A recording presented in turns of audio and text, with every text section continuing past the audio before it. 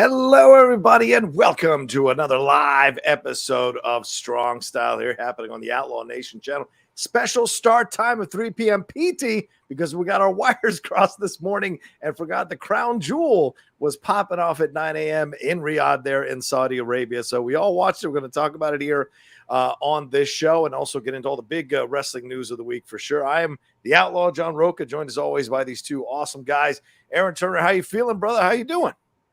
A little tired, to be honest with you. Like, I got up really early this morning, but I did buy a Sega Genesis, so feeling like doing some retro gaming later. I got some WWE Royal Rumble to play with some peeps later, so it's gonna be fun. Nice. Well, I need you to wake that ass up because we got a lot to get through. So wake that ass up.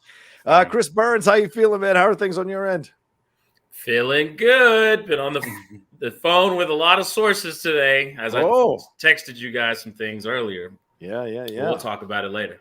All right. Certainly a lot to get into. As we said, Crown Jewel, we got Raw, we got SmackDown, we got Dynamite, Rampage, some Sasha Banks news, some Becky Lynch being Cyndi Lauper news. I don't know how she's going to hide that Irish accent, but I look forward to it. And also we're going to get into some review for the Tales from the Territories, episode 5, Stampede Wrestling up there in Calgary. So we're going to give you all of that here as we go along. And remember, the Streamlabs and SuperChats are open. Hey, it's 3 o'clock. You guys are probably much more awake on the West Coast. 6 p.m. PT on the East Coast, certainly awake as well. So send in your Streamlabs and your Super Chats and your support as we go along. So, we're going to make a big announcement in about, maybe after we're done with the Crown Jewel stuff, going to make a little bit of an announcement to let you guys know what's going on with Strong Style. So, Aaron, where shall we start, brother? And a giveaway again. A giveaway, sure. All right. We're going to start with Crown Jewel because it just happened, and I have piss poor planning when putting a show together because I didn't realize that it started at 12. I thought or 12 my time. I thought it started at like 8. So I was like, well, we'll get to this first. But anywho, so Crown Jewel happened today in the Kingdom of Saudi Arabia, Riyadh, Saudi Arabia. And we're going to go through it. We're going to talk about it. It was a pretty interesting show, a lot going on. We had off the top, we had Dakota Kai and Io Sky defeating Alexa and Asuka to retain the women's tag team championships. These are out of order, by the way.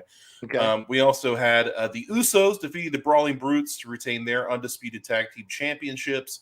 The Judgment Day defeated the OC. Braun Strowman defeated Omos in a singles match. Drew McIntyre outsmarted Karrion Kross and Scarlett to win a steel cage match. Brock Lesnar defeated Bobby Lashley with a little bit of, Bret Hart, Roddy Piper kind of deal. Bianca Belair defeated Bayley to retain her Raw Women's Championship. We had a segment from Bray Wyatt. We got Uncle Howdy again. That happened. Yeah. And then we had Roman Reigns defeating Logan Paul for the WWE Undisputed Universal Championship of the World. And that was Crown Jewel. Yeah.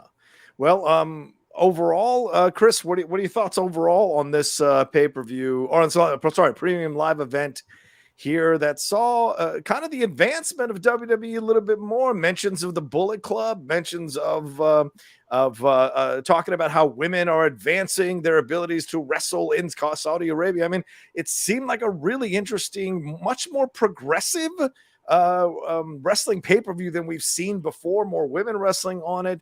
And with some interesting matches for sure. So what did you think overall here? A YouTuber wrestling in Saudi Arabia in a main event at a WWE live event. Insane. Overall, I mean, I thought it was a pretty damn good show, mostly because the standout matches were incredible. I mean, most shows are the story of its main event, and this main event was freaking, what's the right adjective here? Without question, Logan Paul is the rookie of the year. Yeah. I can't think of any other. I mean, the dude's skill level, it's not even just what he does, like move-wise and athleticism. Yeah. It's his timing. Yep. It's his reactions. It's how clean everything is. It's just like, these are things you can't really teach. Yeah. And he just has them. Like, he just has all the intangibles. And I've never seen a wrestler who's only had a handful of matches under their belt be that good. I can't think of anybody like that. It reminds me of what they always talked about with Kurt Angle, where it was like, as soon as he got into training, he was just like attacking the ropes and bumping hard and just doing moves like he had been doing them his whole life. And it's very similar to that. I mean, it just really is what it is. But to your point, what was different about this show, this was the most in continuity Saudi Arabia show I think we've ever had, where it feel like this doesn't matter, it doesn't count, it's not building anything, it's not leading to anything else. It felt like every storyline progressed almost in this show. I mean, besides the main event, even though clearly we're going to get more Logan and more Jake, I'm sure now. Well, get Jake into a wrestling ring for the training, for God's sake. Hear me out.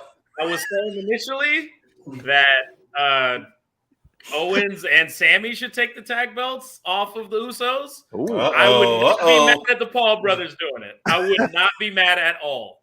If Jake is as good as Logan, I think it's probably one of the best things they could do. How much attention would they draw to the product if the Paul brothers were the World Tag Team Champions, for Christ's sake? Yeah. That would be awesome. I mean, there was some, on a negative side, there were a lot of sloppy finishes, I thought. Bailey and Bianca didn't really have the chemistry with one another tonight, even though Bailey is a tough SOB. She took 3 moves that sucked. Absolutely sucked. The table that didn't break, the finish, the KOD to the chairs, and then the third one where she got folded up in the ladder. I'm just like, not cool. And she took all of those. She just took all of those, and that was amazing. But even that finish was a little wonky. The other women's match for the tag team titles, that ending was super wonky. Timing was all kinds of off. It was like somebody it's like we're watching a tape and it just started buffering and they're moving slower than they should. And it's just like they clearly were miscommunicating with one another. Nikki Cross, what the hell is going on there? And then even the Lashley Lesnar finish was a little sloppy. So I think that's my overall thoughts on the show. Some really good wrestling stories that got progressed. I'm shocked that they did some spooky dookie shit in Saudi Arabia with Bray Wyatt. I was really shocked. But then just some weird finishes. But otherwise, a pretty damn good show. Yeah, I give it about a 7 out of 10. I agree with you. I think the sloppy finishes for me kind of knocked some things down, even though the content of the matches for the big matches I thought were damn good. And I think that I thought the Strowman match was better than I anticipated. For sure. I didn't mind. I didn't want to see the Brawling Brutes match, but in the end, it wasn't a bad match with these guys. So I can't, as much as I hate Ridge Holland, and I do not like Ridge Holland. He's cool as a person, I'm sure, but I don't like to see him in the ring. He's boring to me in the ring. This ended up working out in the way that it did. I agree with you. It didn't see a lot of chemistry with Bailey and Bianca, which was really surprising.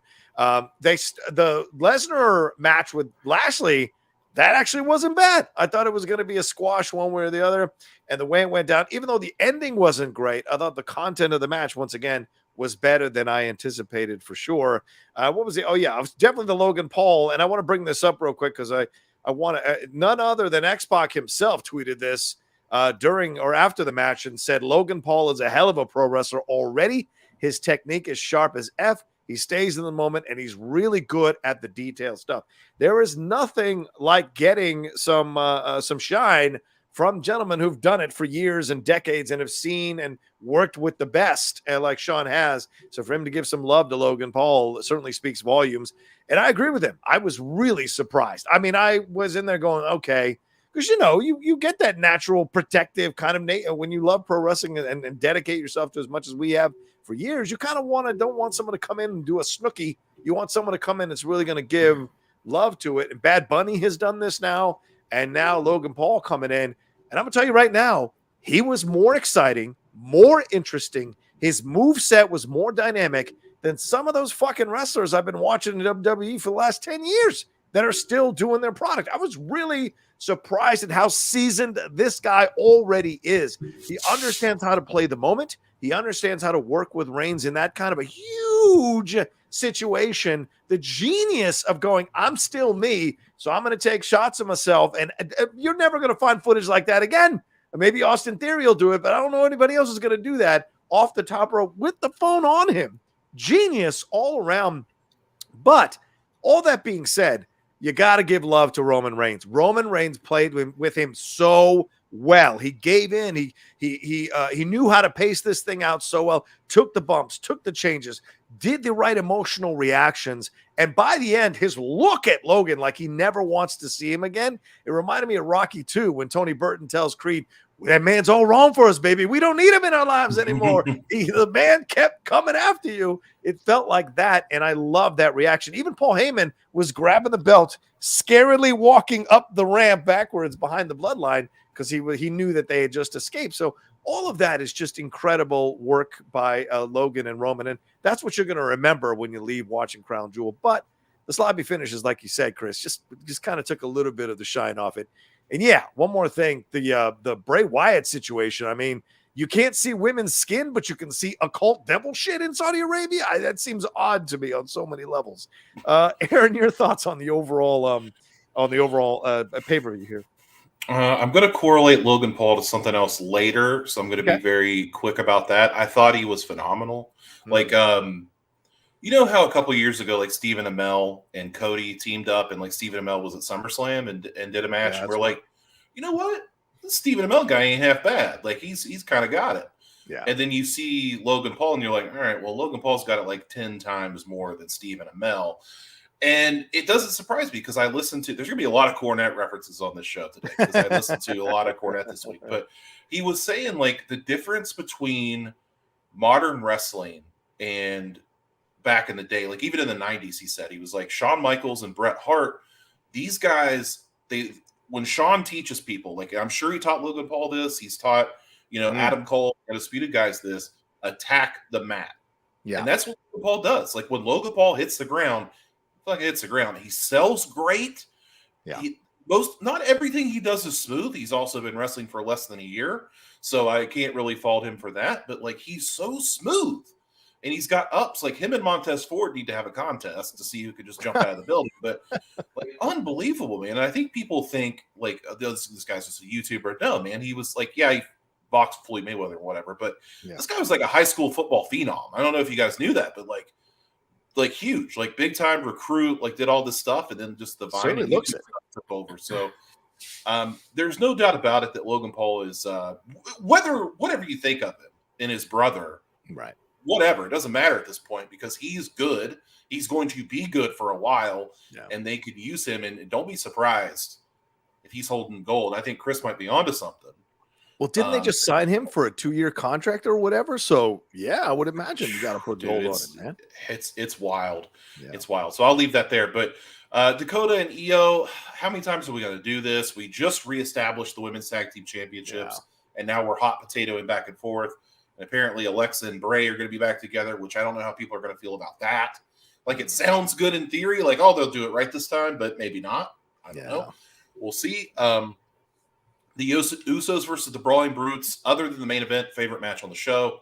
The 1D from the top rope was awesome. Thought that was really cool. I'm not really subscribing to your thoughts on Ridge Holland. I think he plugs in a spot and does what he needs to do. He does nothing more and nothing less, and that's all I ask of him. Judgment Day in the OC was okay.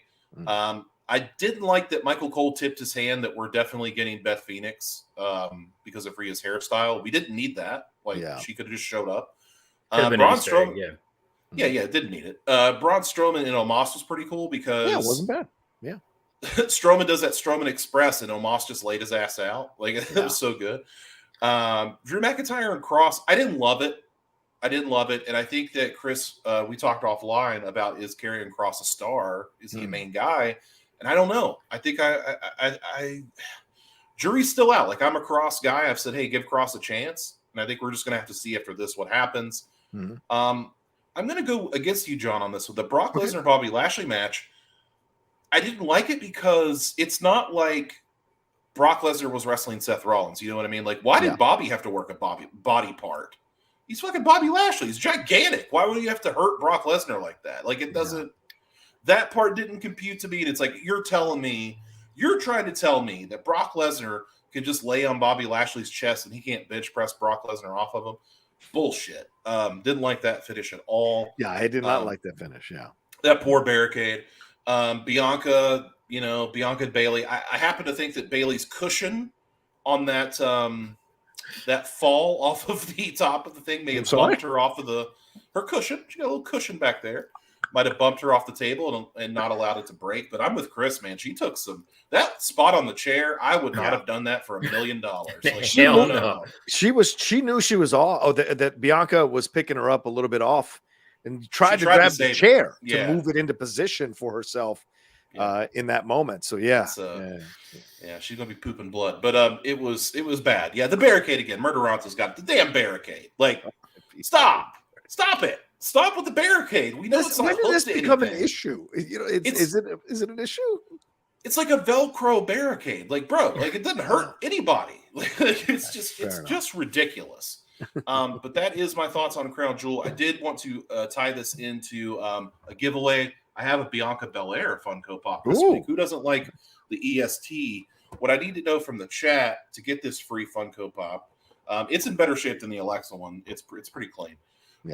Is who in the 2017 Mae Young Classic eliminated Bianca from the tournament. So do with that what you will. Put it in the chat. First one I see, you will win this Bianca Belair. Yeah, and don't answer unless you want to win and you're willing to submit your address to Aaron so that you can have it sent to you, for God's sake. So I'm going to creep on you.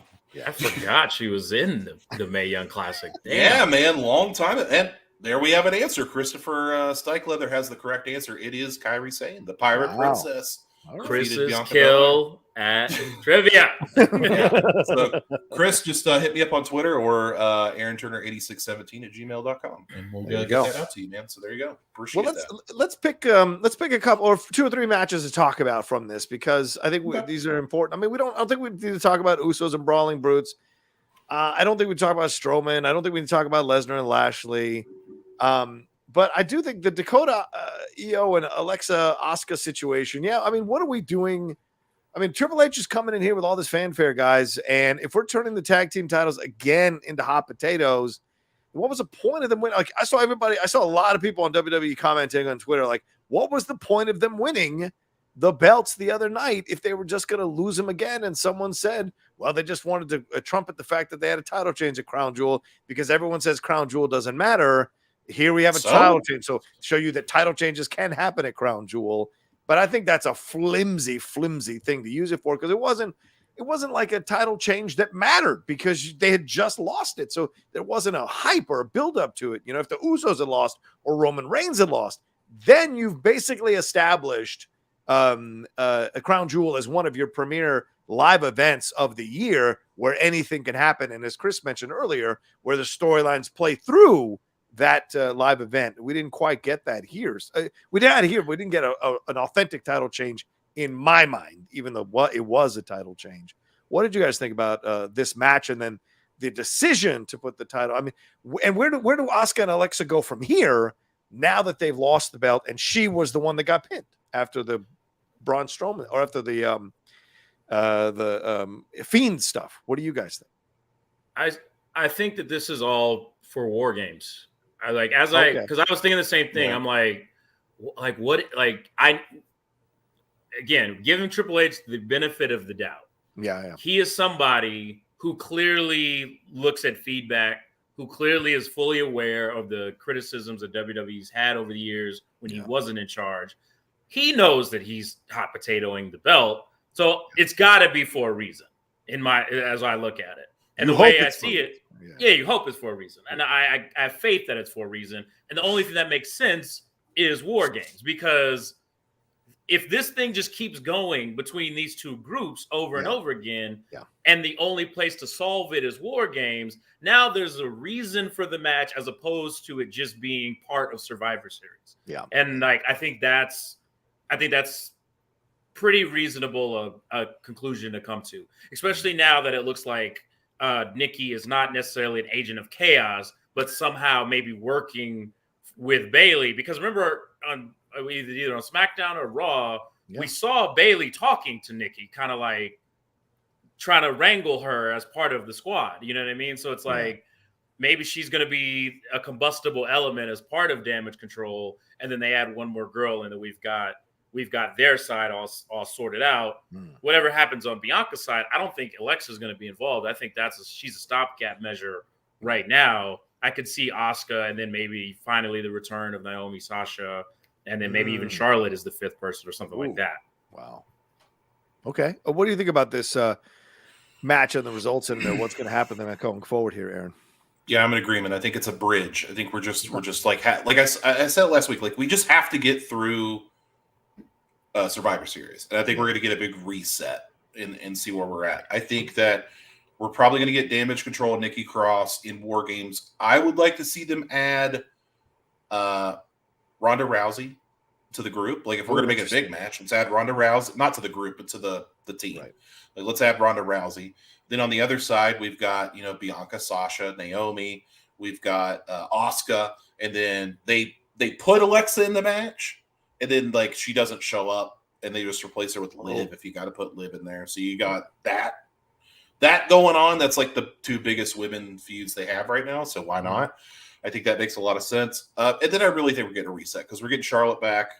We're getting Becky eventually. Yeah. And we're going to get Sasha and Naomi. It's going to happen. We'll talk about that in a minute.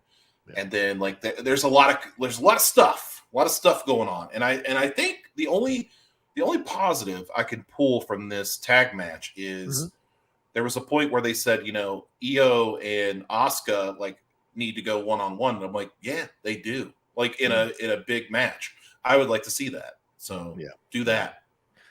Yeah, listen, I've been how can I say this? I've been on this train for a while now. Damage Control doesn't work. It's boring.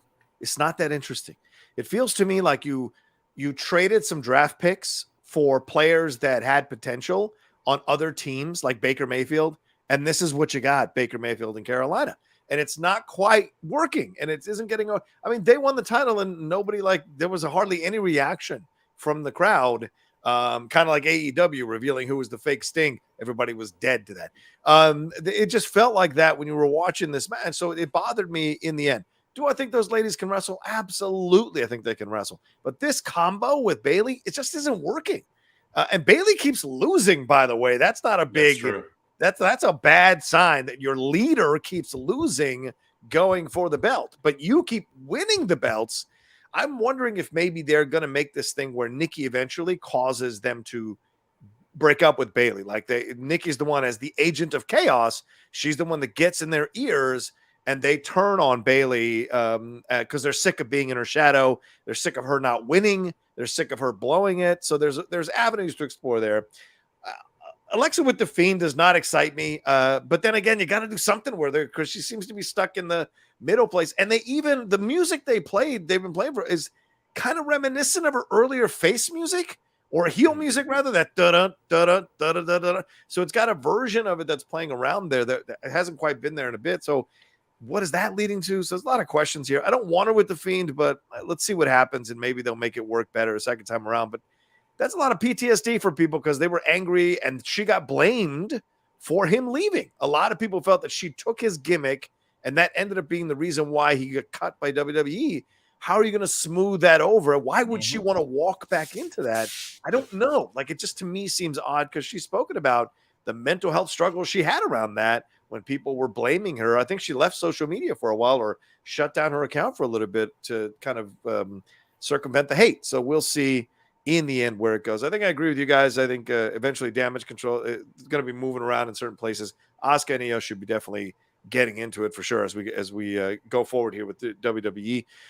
Let's move on to okay. So you said the Judgment Day. Do we need to talk about that? That didn't really work. We need to talk about anything that was going on there other than the fact.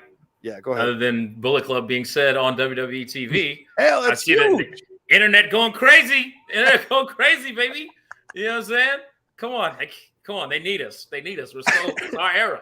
Didn't they mention the Neverweight title as well? So what's going on? What's going on?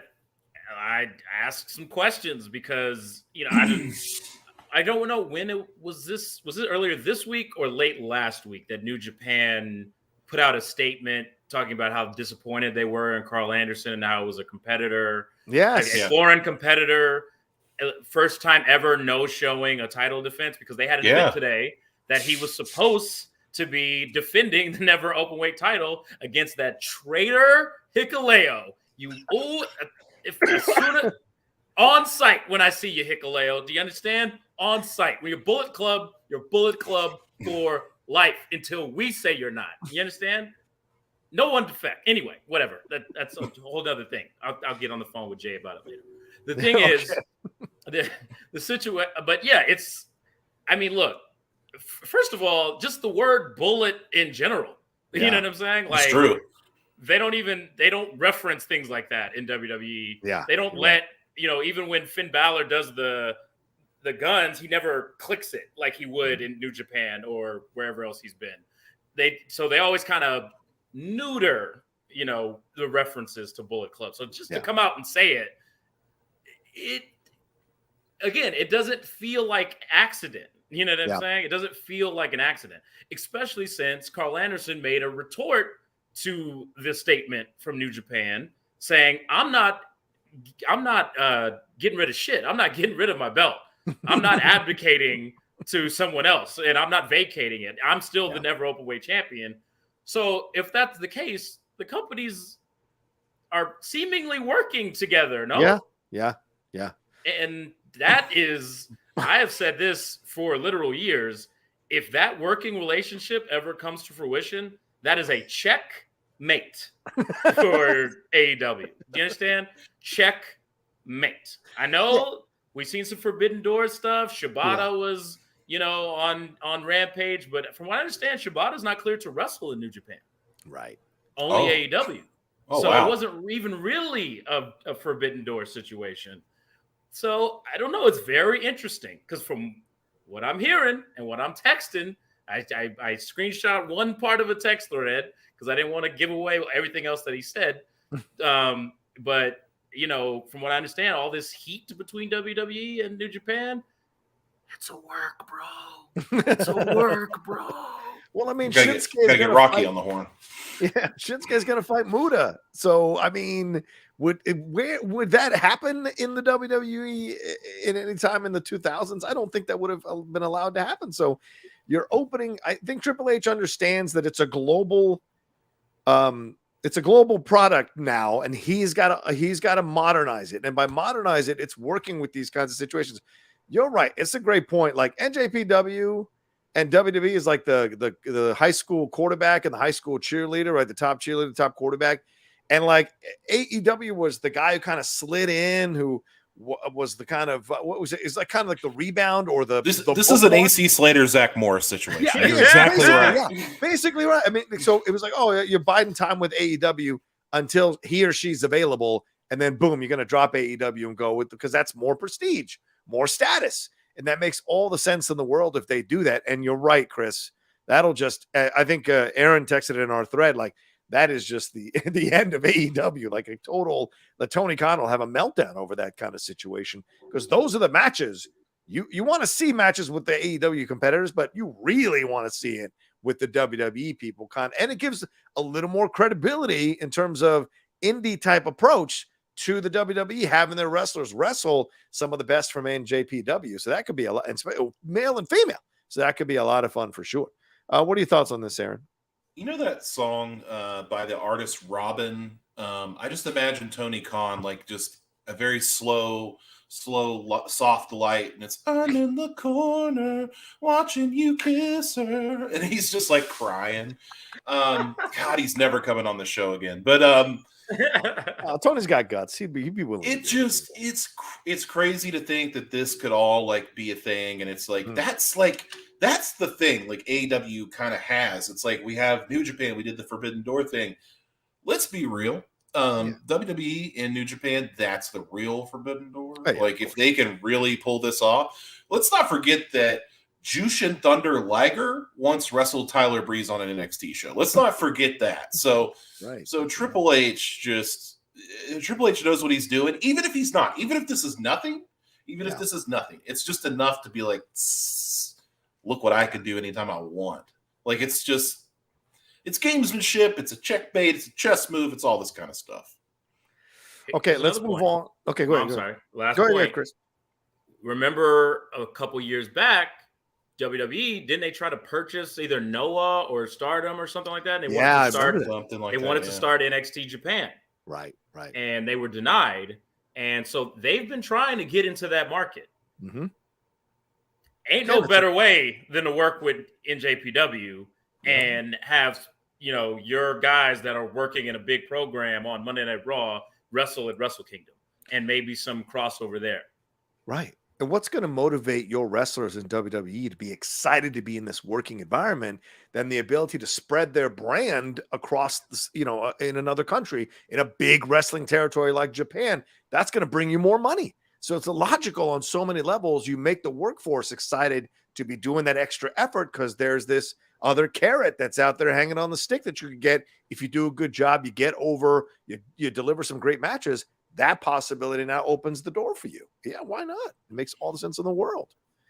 Just imagine a scenario where Seth Rollins is cutting a promo in the ring, one of his weird promos, and then all of a sudden here comes Switchblade Jay White, and he's like, nah. We're not doing this. Or Will Ospreay versus Seth Rollins. Ospreay and Seth would be like incredible, son. They've got heat, brother. They've got heat. So. Are you missing the most obvious one? The head of the table talking about that he's beaten everyone. He's the living legend. He's the wrestling god. And then the money drops. Come on, bro. That's the one. That's the one. Yeah, we the living ones. legends We going the at ones. It. Let's go. Yeah. And how clubs the twos and we the ones, brother. Hey, how do you negotiate? How do you negotiate that? Like, who wins? How do you negotiate who wins? It's going to be some pride on the line and all of that. So. But it's like you just said. You said like it's going to motivate WWE. It's going to motivate New Japan as well. Yeah. Oh, sure. Oh my God. Like, hey, who has? Let's be honest. New Japan has their reach. They have some reach in America. Not the majority. Who has the global reach? WWE has the global reach. Right. Exactly. And they imagine if New Japan could just capture like 10% of that reach. Oh my God. Like it's boom. You're right. Back up the money truck. We got 100 of you all watching right now live. Thanks so much for joining us on this special afternoon edition of Strong Style. Maybe make sure you hit that like button as you're watching this as well. We're going to get into one more match, I think, and then we're going to move on. We'll have the announcements and then we'll move on to some more here. Do we need to talk about Bianca and Bayley? Do you guys want to get into any of that, or do the Drew McIntyre Karrion Kross match at all? Anything we need to talk about there? Okay, then covered it. Then let's go through this Roman Reigns Logan Paul. I know we touched on it. We talked about it. Let's get into how they. Just the entire match overall. And then Jake Paul coming down, the Usos coming down. What I know we kind of touched on it, but what is there other stuff that stood out from you from this match that you guys want to kind of touch on before we put Crown Jewel to bed? Just the fact that, and we've talked about this before too, but what's so great about the Bloodline story, it's so fleshed out that whatever combination of the guys in the stable show up, it's still just as good. Sami Zayn has made it very public on how he feels about these WWE Saudi shows, how he's never going to go. Yeah. I don't even know if he's allowed to go, in fact. Probably not. Good point. Yeah. And yet, there were audible Sami Zayn chants throughout the match. You know what I'm saying? That's how effective this Bloodline storyline is. And I just I honestly couldn't believe it. It just was really that I thought stood out a great deal to me. Okay. Anything else that we didn't touch on with this match here, Aaron, before we wrap it up in this section? Let me talk about something let me talk about that segment from last week real quick. Another Cornette reference here. I was listening to him, and I thought he was going to crap all over the segment because they all cracked up, right? I was like, Cornette's going to hate this. And he loved it. And he said something, and I was like, wow, he's right. When Roman Reigns is talking to Jey Uso, and Jey Uso's just cracking, and he turns away from the camera, and Roman's like, no. He's like, no, come back. Like, come back. Sounded just like The Rock. Just like The Rock would have done. Wow. And I'm just like, he does sound like The Rock. Like, he doesn't, not necessarily like, he's not going to hit you with one-liners or anything like that, but the whole thing of, no, come back. We're called Sammy Uso. That's something The Rock would have said. And I'm just like, yeah, that's true. And he's like, Roman Reigns, like the way that he works, everything's perfect. And the WWE production knows how to shoot it. That whole, I don't give a damn what the tribal chief says. And Roman's quick, like, oh my God, slow turn. That's perfect. That's perfect. They know exactly what they're doing. So we're getting close to the Royal Rumble. It's got to be something for Mania. It's either going to be, a lot of people think it's going to be Sammy versus Roman. I don't think we're going to get that. I think we're going to get Sammy and Kevin versus the Usos at WrestleMania. I think that's where we're going. I think the biggest match that you have right now is Roman versus Rock. Obviously, if they could make that happen, that'd be insane.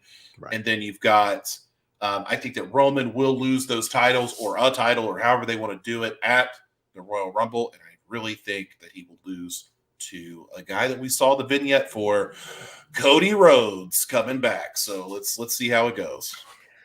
I think what struck me, and this is, I don't know how to put this into words as I was watching this match. So I'm going to try to do it here extemporaneously. I think we may be watching the ascension of the greatest wrestler ever. I'm not joking. This is what struck me as I was watching this. The amount of days that this man has had the belt, the absolute change in people who were ready to get rid of him. It does mirror The Rock, but I think he's ascended past The Rock. I'm telling you, I think he's ascended past The Rock. The way they're able to construct the storylines with him, he is a mixture of old school and new school. And I don't know how they're doing it, but they seem to hit the right beats all the time. And no matter who he wrestles, he has chemistry with everybody. And even when they kind of have clumsy moments like him with Kevin Owens and the handcuffing on the pole, in the end, you remember the fact that it was a hell of a crazy match. And each one of these matches, all in my mind, I'm like, how the fuck is he going to top what he did with Lesnar? How the fuck is he going to top with the guy who just wrestled? And sure enough, here at Saudi Arabia, even though Jake Paul tried to ruin it, Logan and him put on one fucking banger of a match with unusual moments. I mean, my man Logan had this thing with the shot and the punch. He had it both. He was out. And they made it work. The crowd went nuts with the near falls. I mean, they had Logan do the buckshot lariat. And don't tell me that's not a shot at fucking Hangman and a shot at AEW. There's no way that's not a shot at Punk either. I think that's absolutely them doing little shade. Even within the match, they construct the match this way. So to me, Roman with the bloodline, with the promos, with all these incredible matches that he's having with these phenomenal wrestlers, to me, he is ascending step by step, slowly but surely, into untouchable status. And I never thought I would see someone who would come along and rival what I've seen with Hogan, Stone Cold, The Rock, Flair, all the greats. And I think Roman, before he's done, we may be talking about him as the greatest professional wrestler ever. The physique, the look, the heritage, the promos, the matches, and everything within the matches, the storytelling within the matches, everything, he has ascended. And it's been incredible to watch. So extemporaneously, and I might be, misspeaking or speaking out of turn here, that's the feeling that's coming over me when I've watched him over the last 3 premium live events. I haven't wanted to see this, yet I can't deny it, what's happening organically for me when I'm watching it. Am I off base? Am I crazy? Somewhere, someplace where we don't talk about and nobody goes. Somewhere, Vince McMahon boner is just raging out of control. I gotcha, pal. As your words echo through his soul. Because that's all he's ever wanted. Someone to believe and someone to think. And you know what, John? Yeah. Here's the deal. One thing's missing for Roman, as far as I'm concerned. Okay. And I know that it's got to be the long-term plan. Yeah. Whatever his face run is after this, that'll be what cements it or not. Yeah, 100%. You know That's the whole thing here. Because here's the other thing.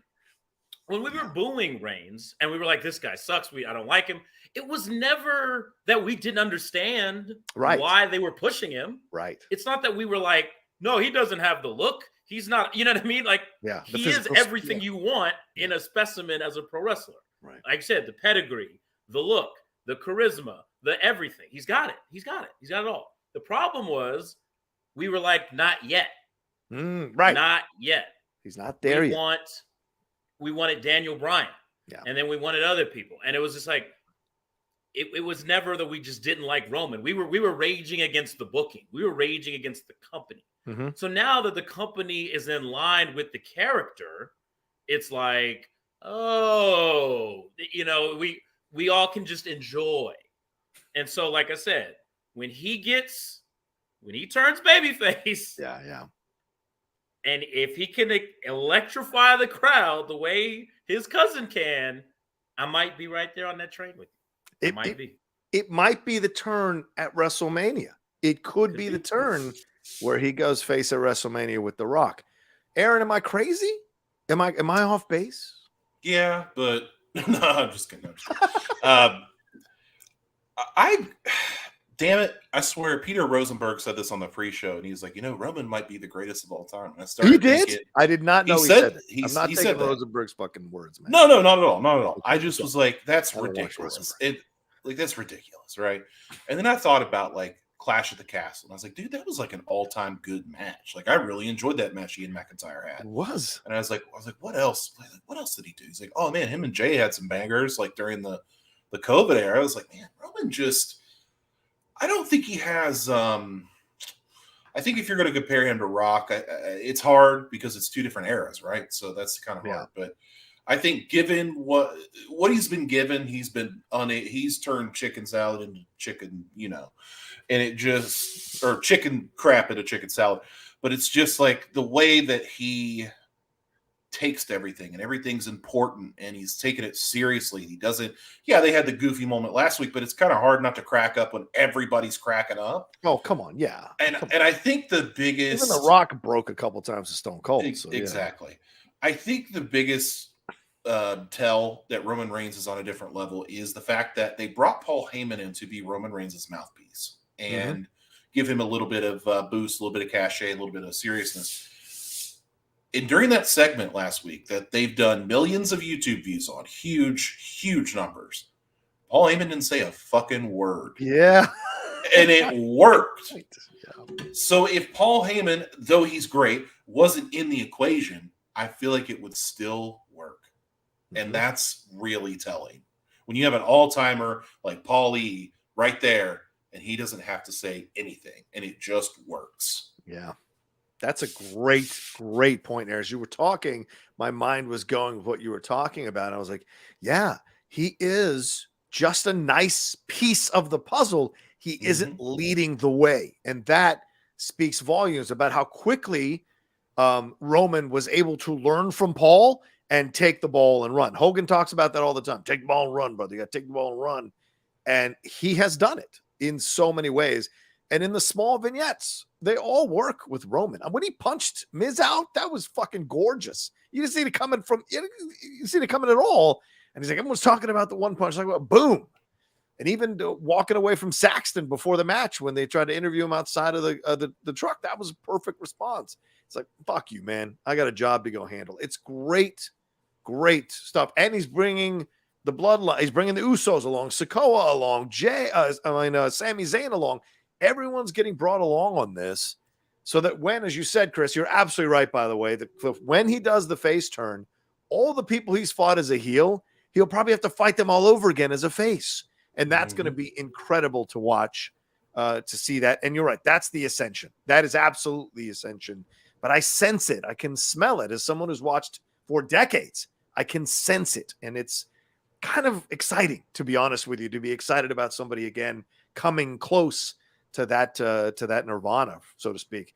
JMB thinks I'm crazy. Says Space Madness has taken Rocha. Imagine him in an original series Kirk-like gold shirt and being affected by some unknown disease. I'm convinced that's what's gotten him. Maybe. I don't know, but I can only be honest. He's attacked by tribbles. Exactly, get the tribbles. Scott Welsh makes an excellent point. For me, Roman needs to have an impact on pop culture to be in a group with those greats. Flair, Austin, Rock Hogan have all surpassed wrestling fame and have an impact on people who aren't into wrestling. Agreed. Sure. He's going to get there. He is going now John to Cena. get there. Yeah, like Cena, right? Who has Batista. A new right, exactly. Those guys. I think he's going to get there. There's a reason they didn't let him say shit in Hobbs and Shaw because he probably wasn't there as an actor. But down the road, you never know. You never know what he's going to do for sure. All right. Anything more we need to say about Crown Jewel? I mean, great crowd. The kids were there, front row, and having a blast. They were really into it. Yeah. You know what's funny is like a lot of people online were saying, "Oh my God, they're bringing in Logan Paul so they can sell tickets." It's free. It's free for the people of Saudi Arabia. So that's stupid. So you're dumb. Yeah. So there you go. But don't be surprised if like maybe 9 months, we get Roman Reigns and Seth Rollins in Shield gear versus the Usos. Dude, don't be surprised. Dude, that would be fantastic. That would be great. And I will say this one last thing before we wrap up Crown Jewel. This now becomes something I want to watch. I was against it at the beginning when they first announced this stuff because of obviously the human rights issues and whatever, but they're about to play a World Cup in that section of the world. And they've just done a number of Crown Jewels there. So this is the first one that I finally went, you know what? I think I'm going to start making this an appointment viewing type of thing instead of blowing it off as non-essential. Now that they've weaved in storylines, it makes me want to watch it even more. And we'll see down the road what happens.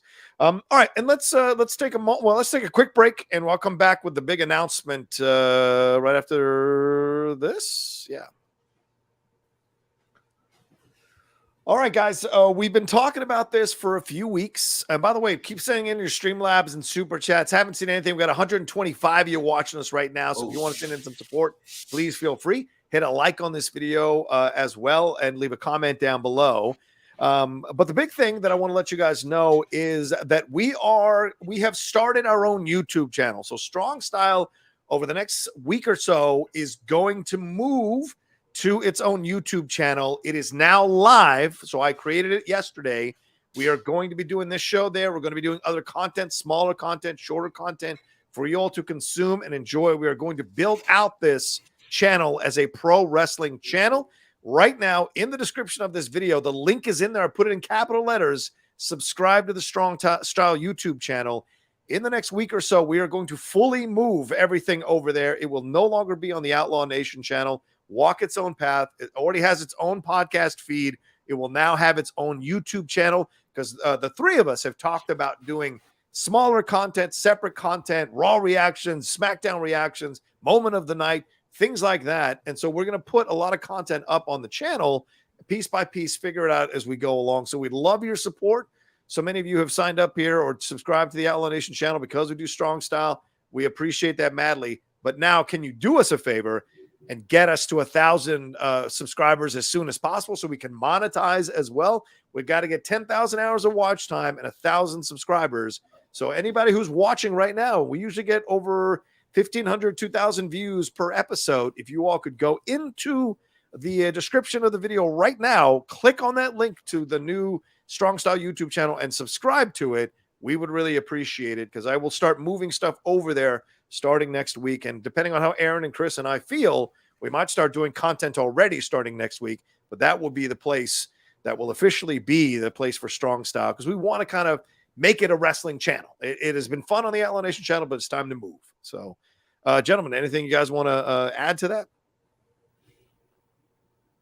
Okay, great, good. I was going to say, like, I thought Chris was going to go first, but I think it's been hard to do like all this stuff in one big clump because there's just like so much every week to talk about. So if we can kind of break it up, and we don't want to be late. Like, I don't want to talk about Raw on a Saturday. Like, we've already passed that. Like, let's break it up. Maybe we'll bring some new people on. Maybe we'll do some stuff. Maybe we'll get some big interviews. Who knows? Who knows what we're going to get? Do some live remotes? I don't know. We'll see. Yeah. Absolutely. And a lot of you have been saying how much you enjoy Jade on the channel. This might give us more opportunity to get Jay to come on and do some one spots, do some one-offs and hang out with us and do some stuff or do some. Yeah, it might just not be all three of us. It might be one of us. It might be two of us. it'll be a mix of stuff, and we'll be able to do content there for you all to enjoy for sure. So please head on over there and subscribe. It is in the description of this video right now. It says subscribe to the Strong Style YouTube channel in capital letters, and there is the link right next to it. It's just letting you guys know. Can you put the link in the chat? Yeah, sure. I can put the link in the chat real quick. Haskell said, Logan, I know he sent us Logan's video, but I don't think we can show it. Yeah, we probably can't show it. Yeah, we probably can't show it. But if it's got music or if it's got footage from someplace else, we can't show it for sure. Yeah. But let's hit this other Streamlab. Orlando Rego says, congratulations on creating a new channel. Can't wait to see the new stuff in the future. Yeah, for sure. We are going to have new stuff in the future for sure. Let me get to that video. Or actually, let me get to the description of it real quick, and I'll put it up in the chat. Chris, anything you were thinking about? You've been talking about maybe doing some content. Anything you want to tease the listeners or the fans with right now?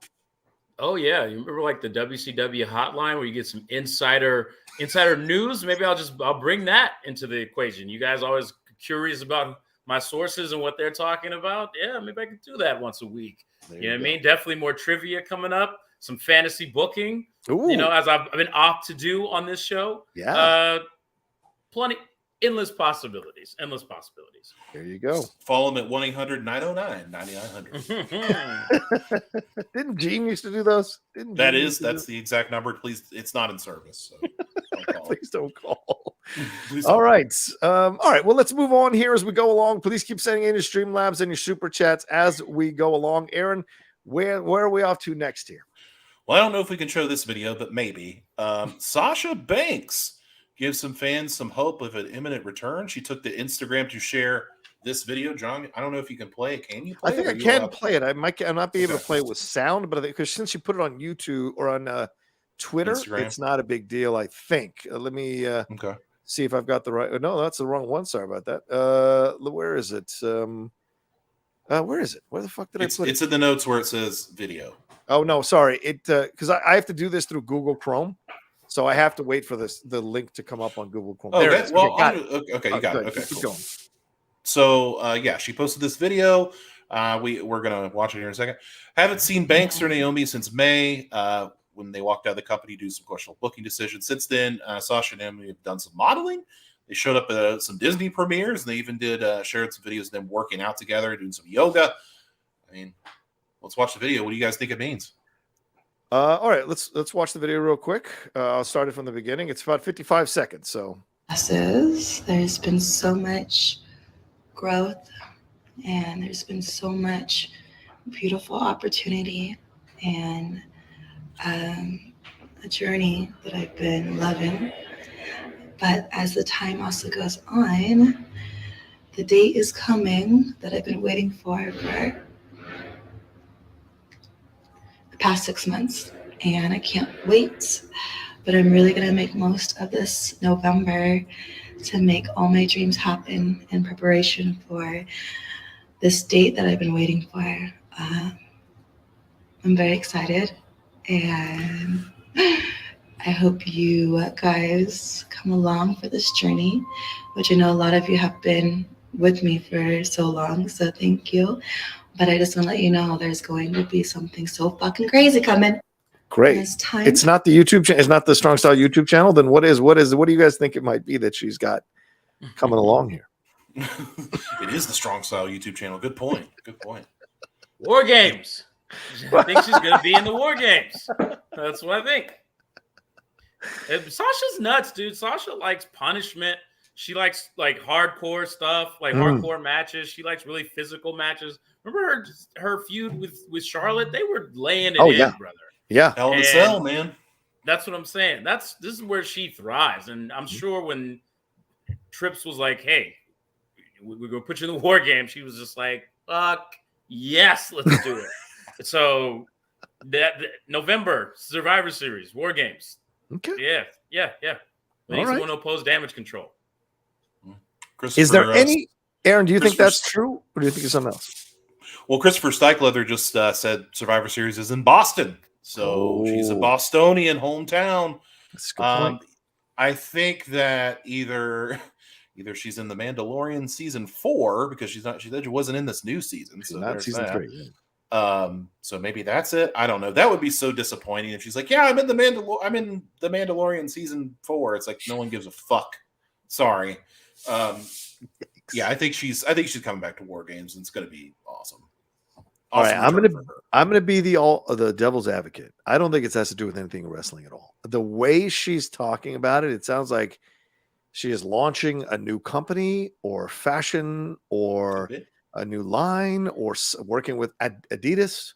I don't know, but it sounded to me like she's talking about her dreams coming true and all these things leading her to this. I've never seen that Sasha Banks, by the way, leading us to, or Mercedes Bernardo leading us to this and all this. She's very much in the place of Zen.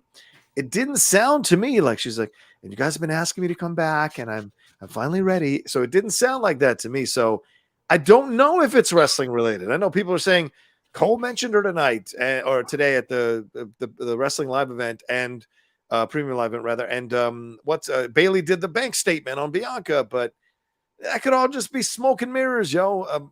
It feels to me like she's given no real inclination to going back. So I don't know if it's necessarily going to be that. Do you think that if it's not that, do you think the fans are going to be crazy disappointed? Yes.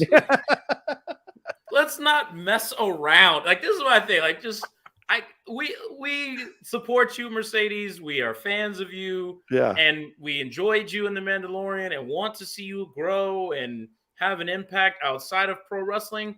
But where'd you get the fans from, girl? We want to see you wrestle. And we don't think, I mean, do you guys feel like we got a satisfactory ending to the Sasha Banks character in pro wrestling? Like, come on. Look, it's your choice, obviously, what you want to do with your life and your career and putting your body on the line, especially in a thing like pro wrestling. Right. However, if you're going to tickle my balls about some shit coming down the pipeline and it turns out to be like a clothing line or some music or some other I for one, will be very disappointed. Okay? And who the fuck am I? I'm just some dude. And that's okay. But I feel like I'm the voice of the people on this. Yeah. Don't tickle the balls if you don't plan to finish the job. That's all I have to say. There's going to be something so fucking crazy coming. What does that mean? So fucking crazy. She's been in wrestling. She's been in these pay-per-views or premium live events. She's done everything there is to do in WWE almost, or I think pretty much. So what would be fucking crazy about her coming back? It wouldn't be crazy. What would be fucking crazy? I don't know. I mean, I got Trish Stratus starring in Hallmark Christmas movies right now. Yeah. Is it a feature film? Is it an album with Snoop Dogg? Is it a production company? But Chris, if you really think it's wrestling? Look, Bruce just put it in there. Oh, there has been a bizarre rumor, and I've heard this before, that Sasha may participate at Wrestle Kingdom for the IWGP, for the first ever IWGP Women's Championship. Wow. I've heard that. Wow. Can't confirm or deny, but I know that her name has been thrown into that hat. That would be incredible. Yes, Clarissa, I saw the trailer last night. Trisha is leading Hallmark Christmas movies now. No lie, the trailer is as horrible as you might think. No offense to Trish. Not an actress, ladies and gentlemen. Not an actress. Beautiful, not an actress. It was rough to watch that trailer. The damn you say.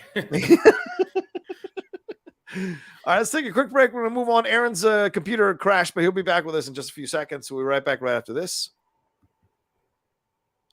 And for those who don't know, I have to take those breaks, so it helps me with time coding when I put this up on the podcast stream. And if you haven't subscribed to the podcast stream, please do so, especially now that we're going to be doing more content on the YouTube channel.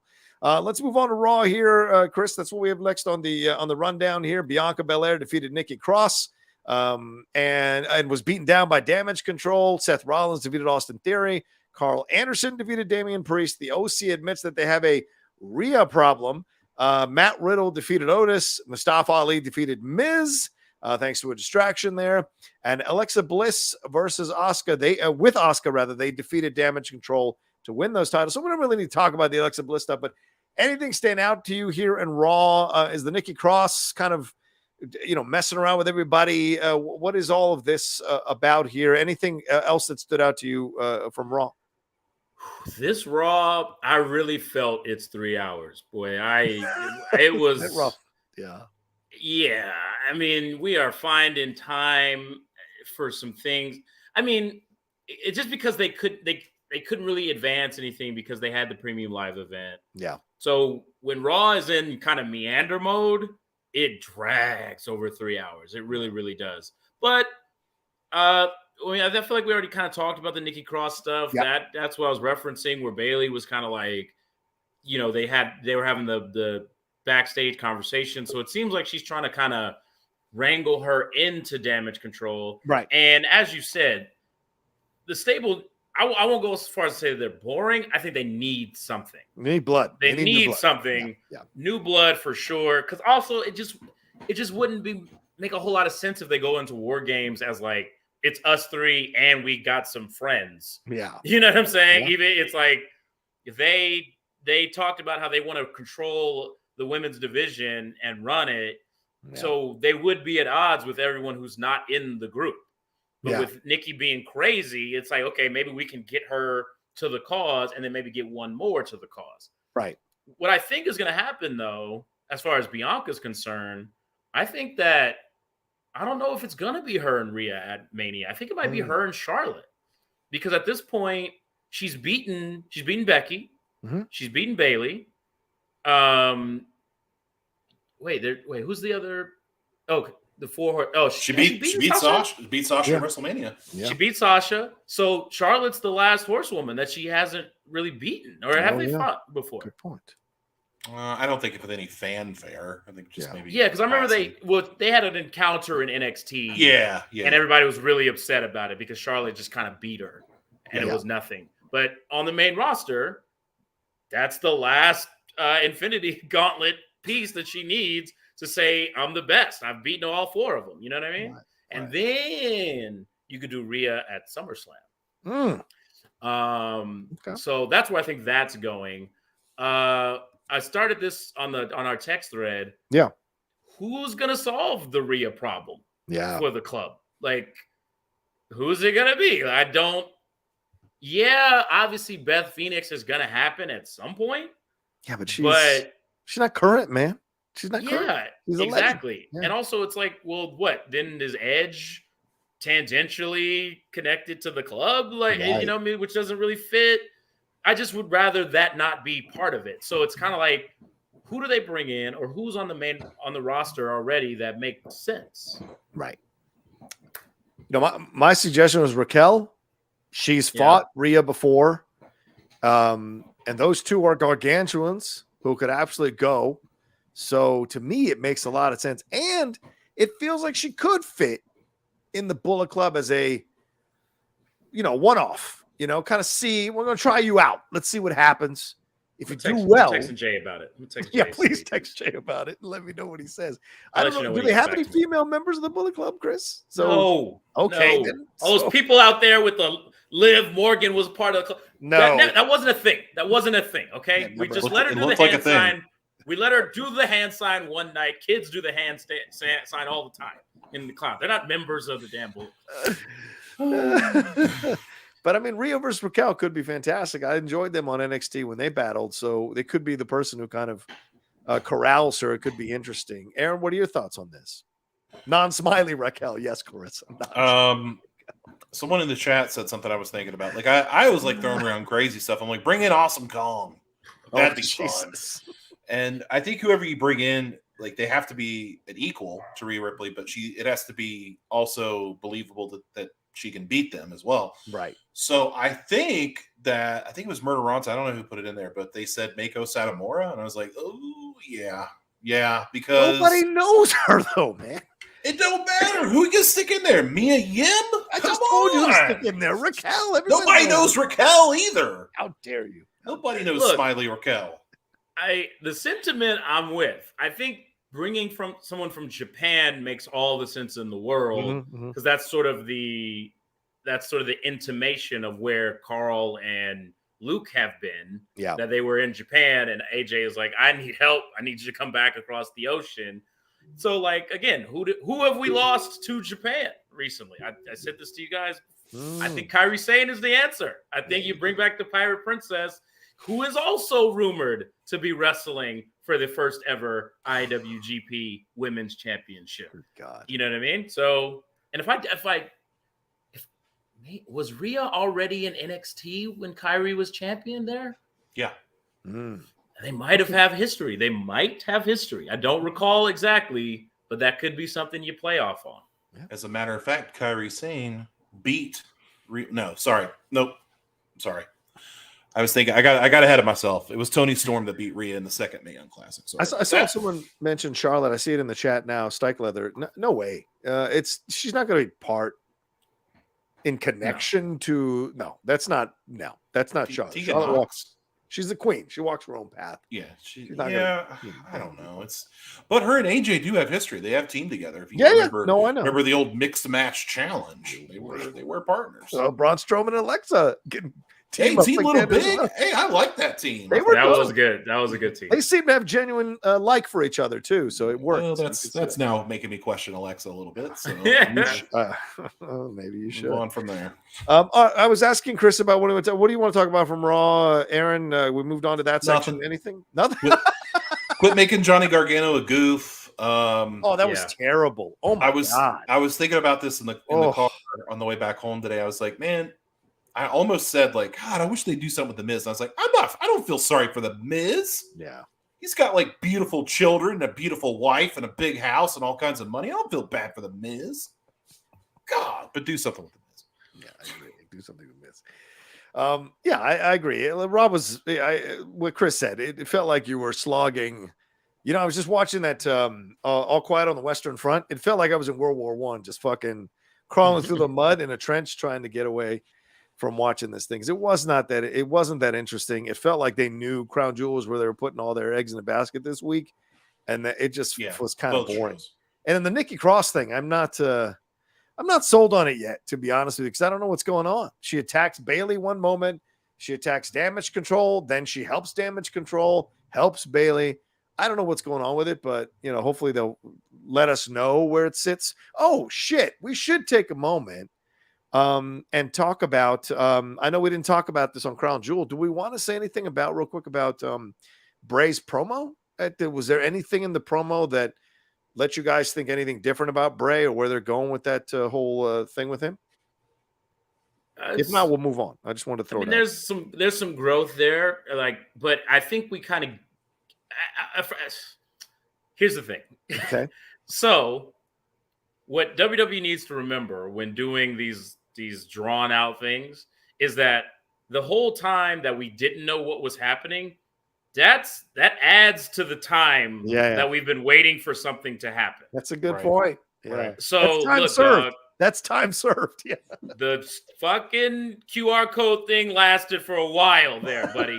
And now here we are. It's been some weeks of Uncle Howdy and saying some stuff, and it's like, I think we kind of get it now. Yeah. Bray doesn't want to do bad things, but enjoys it when he does, and is worried that he's going to relapse, and Uncle Howdy wants him to relapse. Right. Okay, we get it.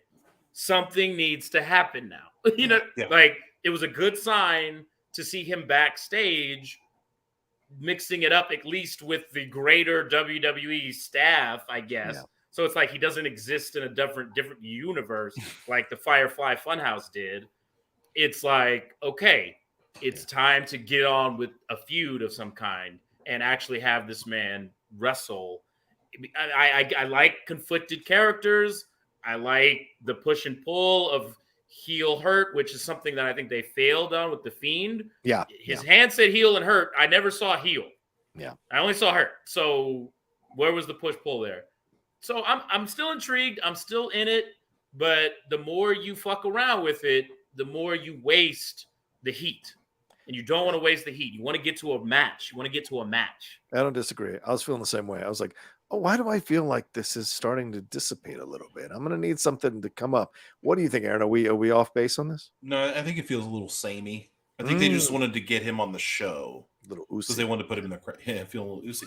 But I will tell you this: somebody on TikTok pointed this out. By the way, if you're not on pro wrestling TikTok, you are missing stuff. But somebody pointed this out, and I think it's pretty brilliant that they did this very little snippet there when Bray Wyatt was doing his promo on SmackDown and the Uncle or backstage or whatever, the Uncle Howdy stuff happened. Bray Wyatt like turned around and like went like this, like he was taking off a mask. And a guy pointed that out, and I was like, "Yeah," because he's like does this and like unsnaps it and then does this. Like, why the reason would you do that? He wasn't pushing back his hair. It's just a little nugget that he's wearing masks. I get it. It's a metaphor. Batman wears a mask. I get it. Like Bruce Wayne's not who he is. Bruce Wayne's the mask. I get it. All right, let's move on. Let's get it. Let's get there already. He did mention his family more in this promo, though, so that makes me think Bo or Barry somewhere. There's going to be some kind of appearances here. I'm going on record and saying I think the Alexa thing's a red herring. I have a feeling that's a red herring. That might be a red herring too. Yeah. Isn't his sister a wrestler? Is it Mika? Didn't she wrestle? I don't know. Mika Rotunda? That's a good point. I don't know. This is interesting. PW Insider reporting is, according to Zeno Hour, that Drew McIntyre was extremely sick with the flu, but he really wanted to do the match. Hey, all right. Sometimes you got to play hurt. Yeah. Sorry, Carrie Ann. You're probably going to get the flu now yourself, and maybe even Scarlett. So. Oh darn, he's got to stay at home with Scarlett. What a terrible life to live.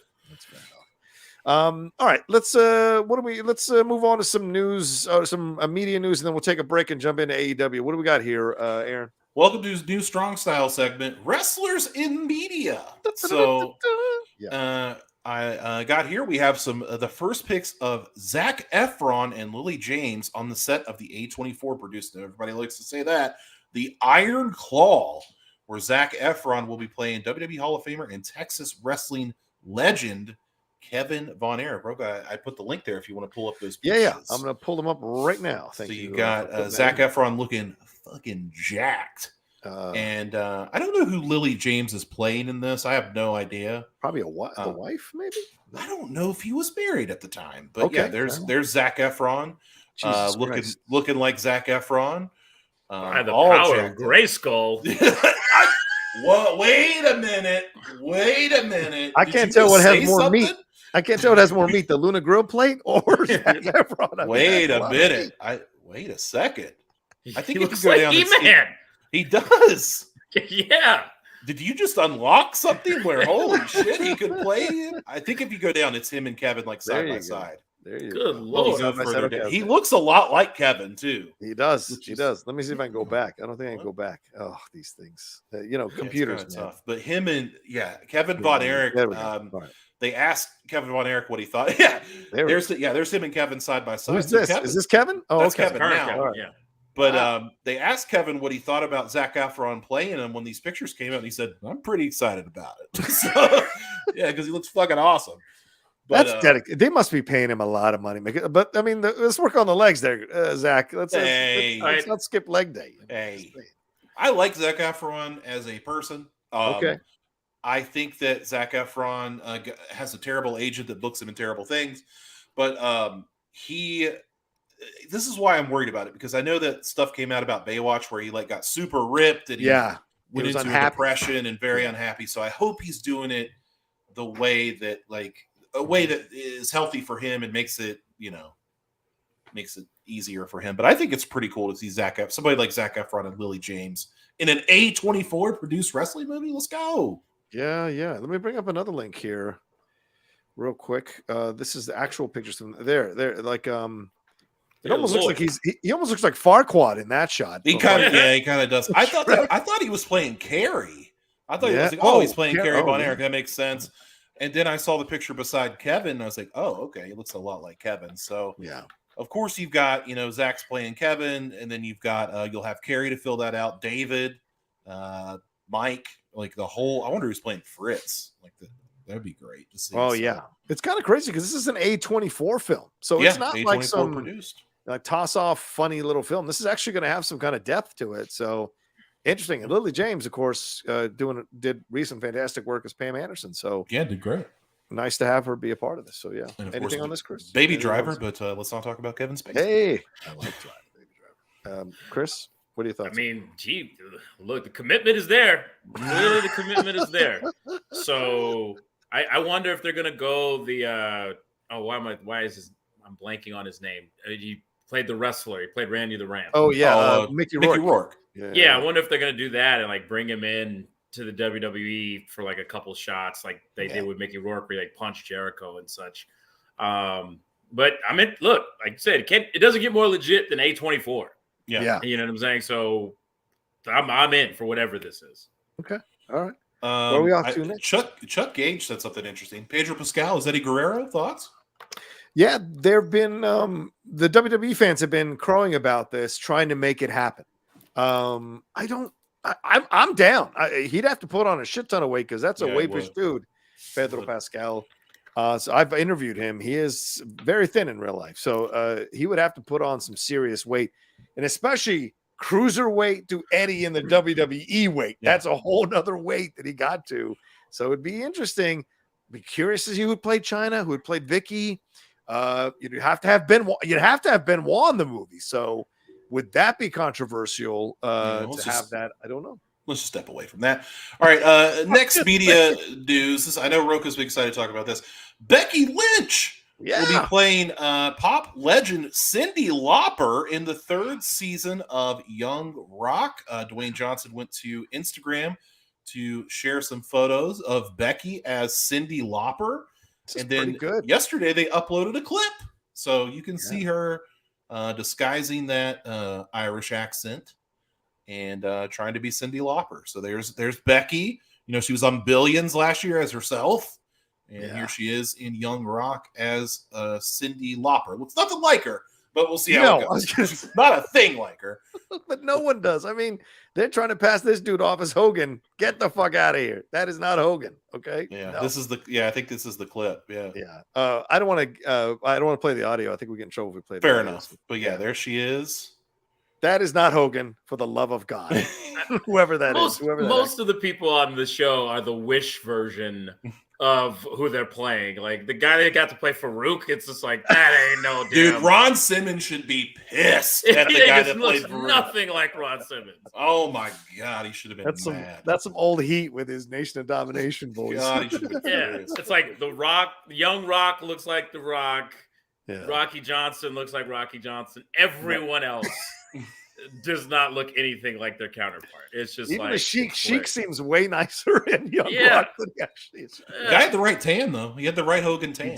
He did. You're right. He does. So what are your thoughts on Becky Lynch being on there? Good for her. Good for the WWE. Yeah. I don't watch it as regularly as I should. Mostly because I lived through the Young Rock. I read all his books and all this kind of shit.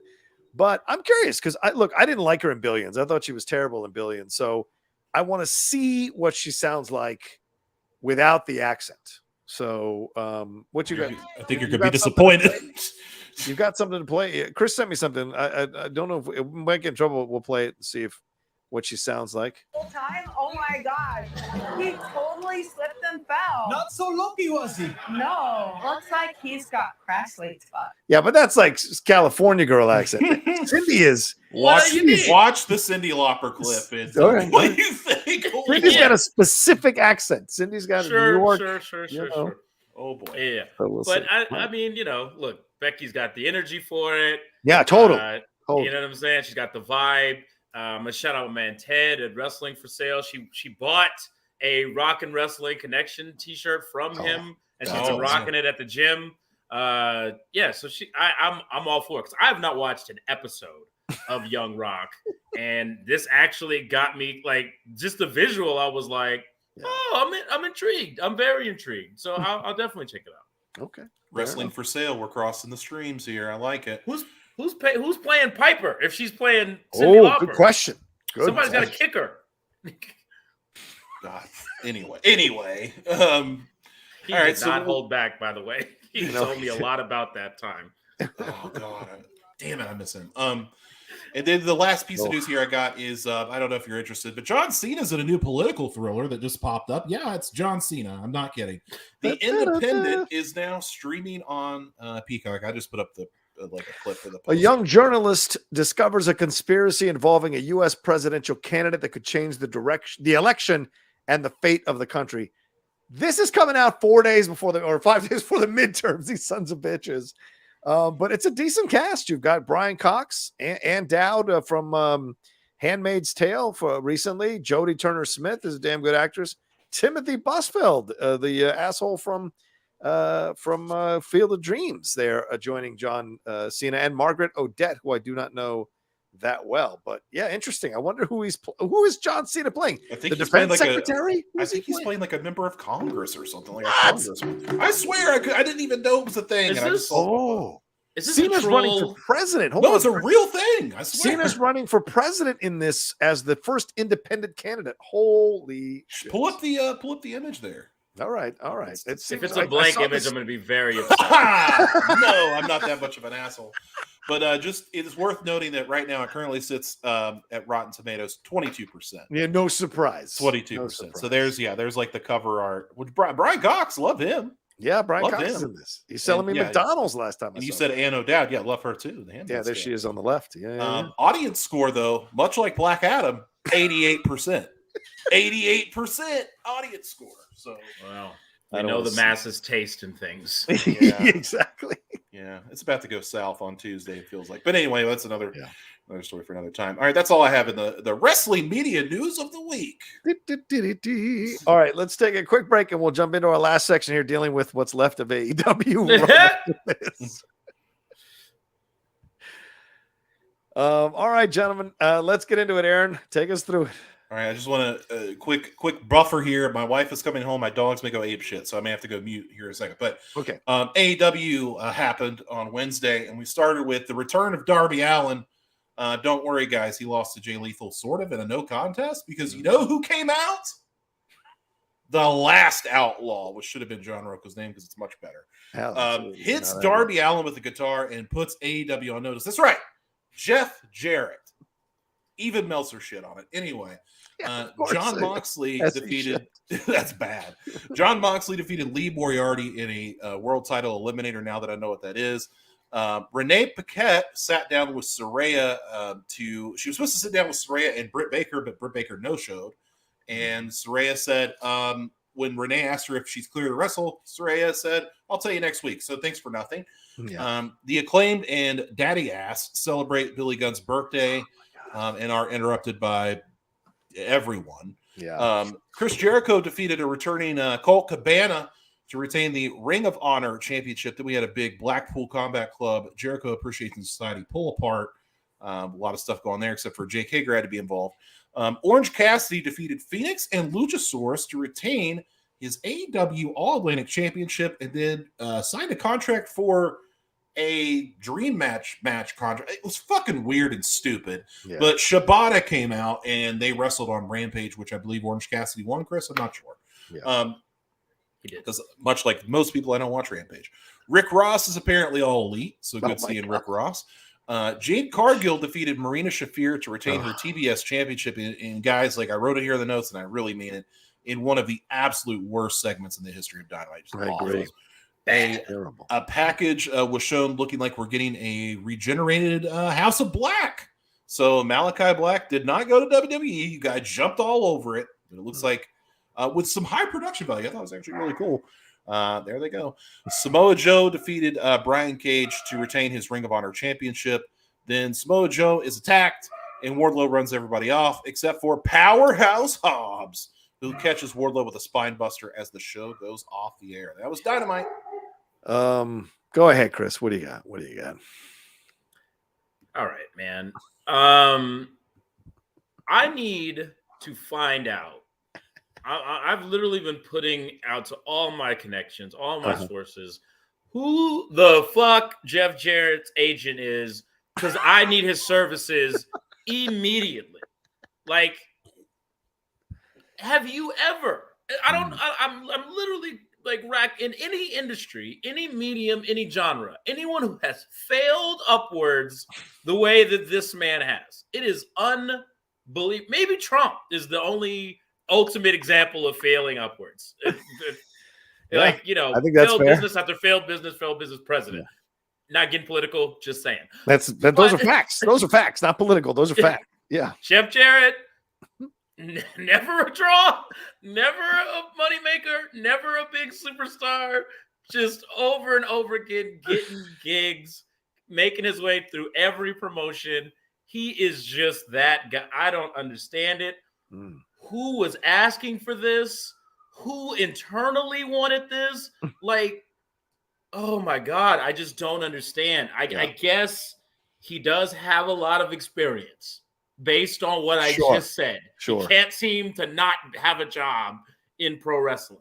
So what? He's the head of business development. Yeah, weird. So whatever that means. Wasn't he just at WWE in some title behind the scenes as well? Yeah. It's just like, oh, guys, Jeff Jarrett's on the market. We got to give him put money in his pocket. Oh boy. He must know where some bodies are buried. But rest of the show, again, these are nothing burgers. John Moxley versus Lee Moriarty. Saraya not giving us an answer about whether or not she's wrestling again. That was the biggest. You talk about tickling balls. You talk about tickling balls.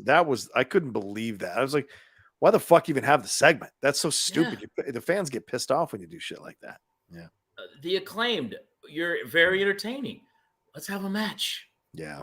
How about can we have them wrestle somebody? Like, oh, okay, that's 2 weeks in a row of just like nonsense segments that okay, they're fun, but they're the tag team champions. You know what I'm saying?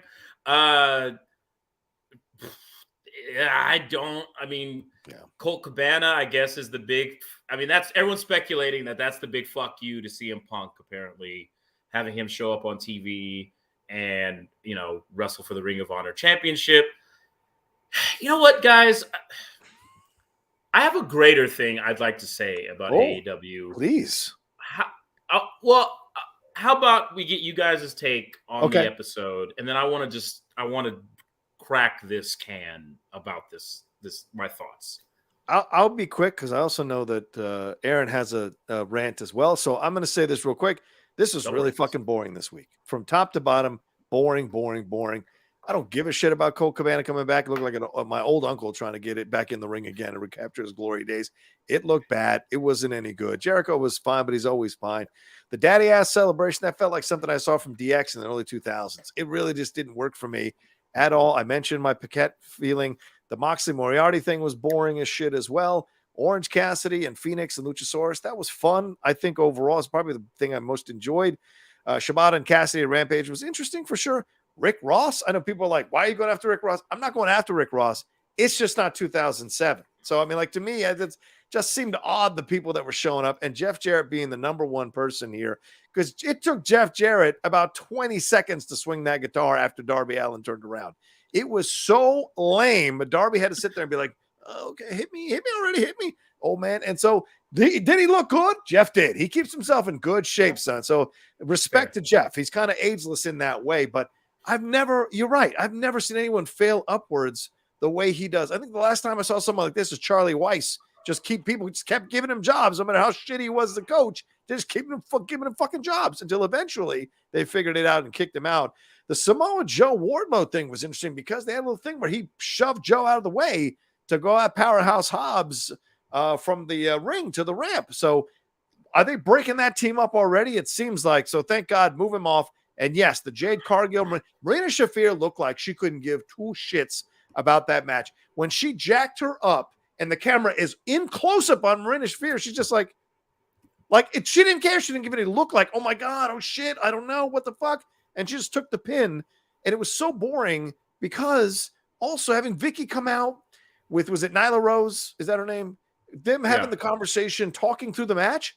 It was so terrible that it killed Jade Cargill. You actually said, yeah, she's so boring. We have to do this shit to get people to watch Jade Cargill's matches. And that was just a massive mistake. So those are my overall thoughts on Raw and Dynamite and Rampage this week. So Aaron, please take it away.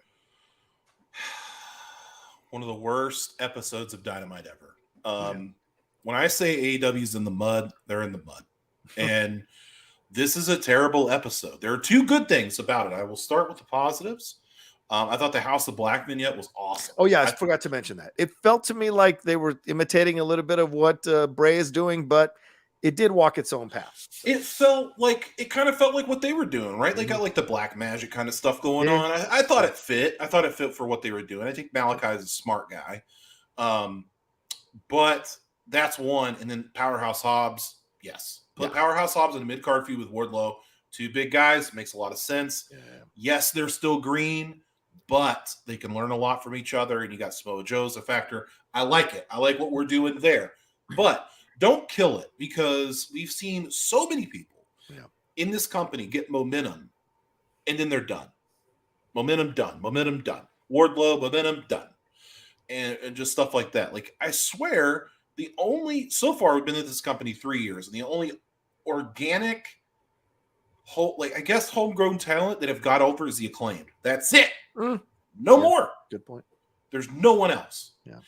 And maybe Britt Baker. But like, I don't understand it. I don't understand why Darby's getting punked by Jeff Jarrett. I don't understand that at all. Are you setting up a Sting versus Jeff Jarrett thing? Please don't. Please 2000 don't. Again, 2000. Oof, please don't. This is what I wanted to talk about earlier. Jon Moxley versus Lee Moriarty. Now, Lee Moriarty in ring, he's pretty good. Pretty good. I liked what I saw from Lee Moriarty. Okay. However, who the fuck is Lee Moriarty? Who is this guy? Like, I know he wrestles on Dark and stuff, and he's a part of the firm, which means he's a job guy. Yeah. To me, what is this? Like, why is he wrestling Jon Moxley? And why is it competitive?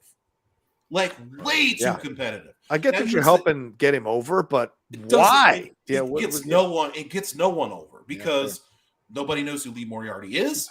Good point. In a sense, I'm sure there are people, you know what I'm trying to say? Yeah. Jon Moxley's goddamn world champion. It makes him look like a punk. Like, he sucks, apparently.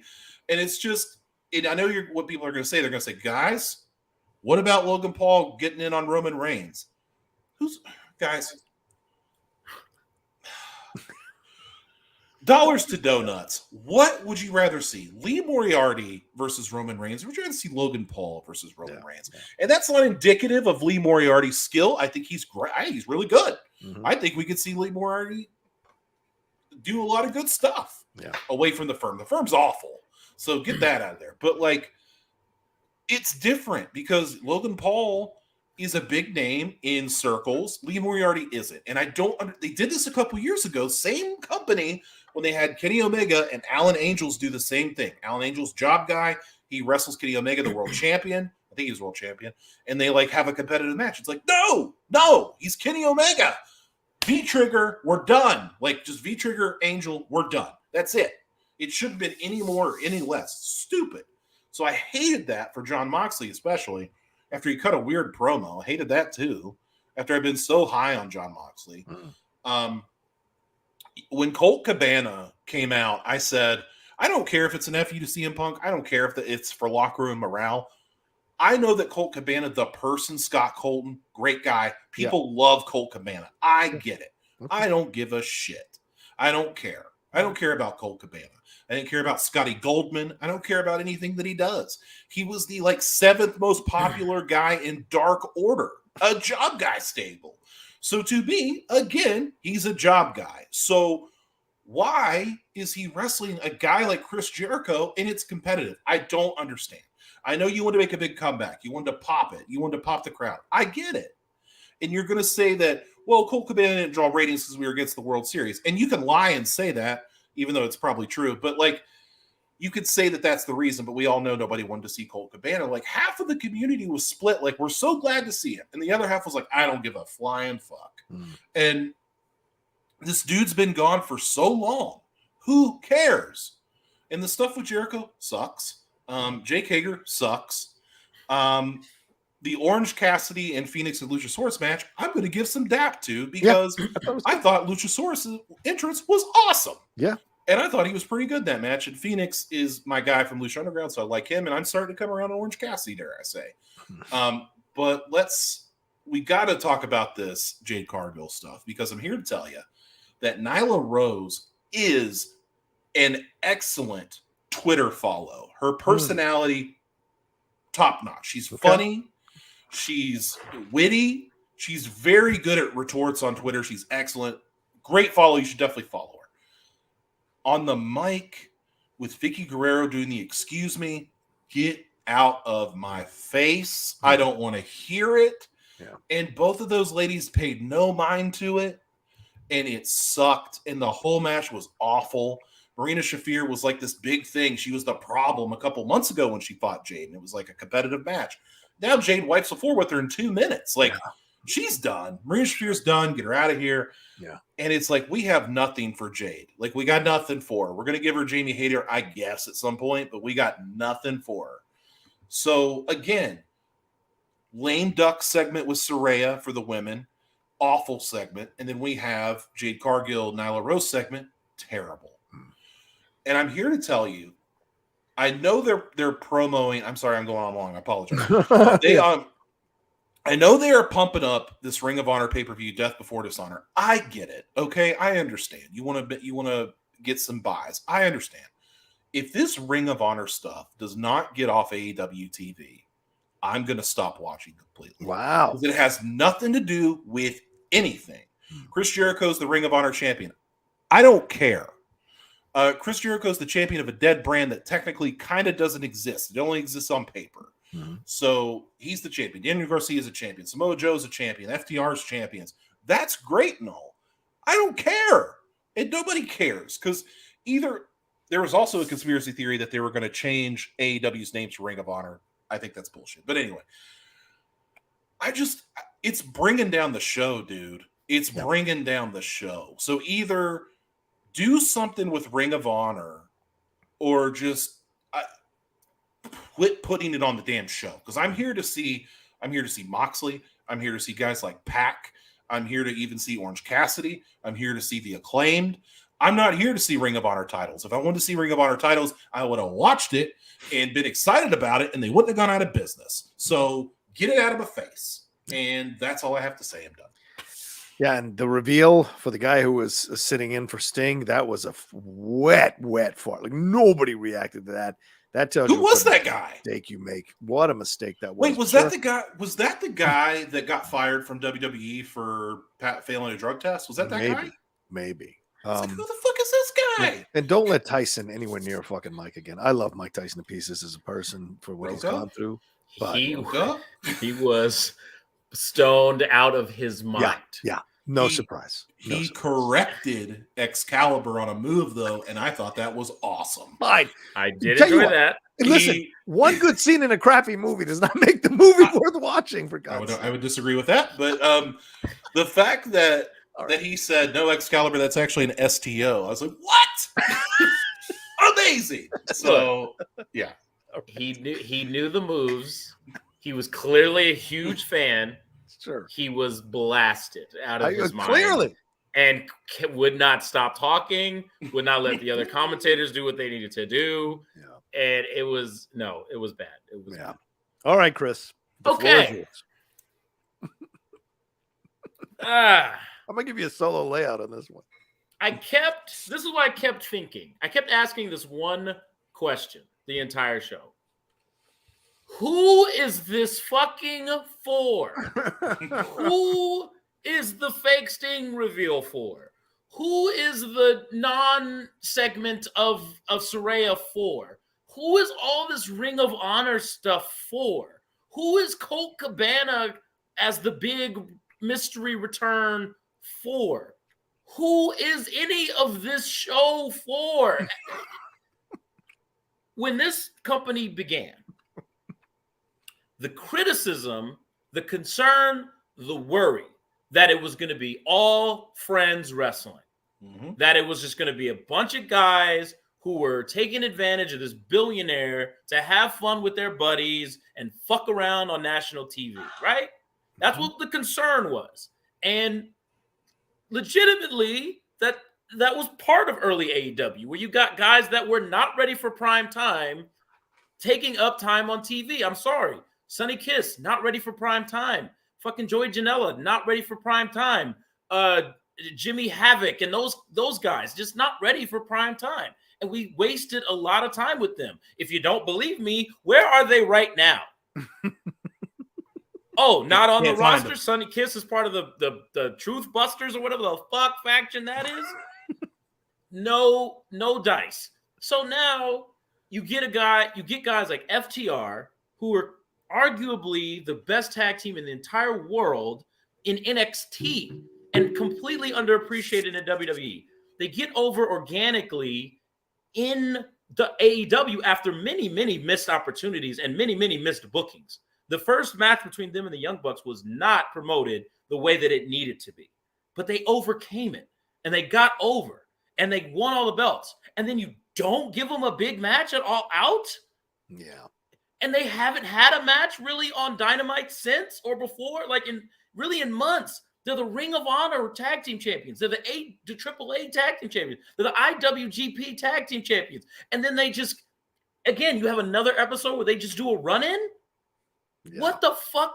Okay, fine. Now you have these pillars of AEW that have been touted and celebrated and talked about how they're the foundational pieces of the company.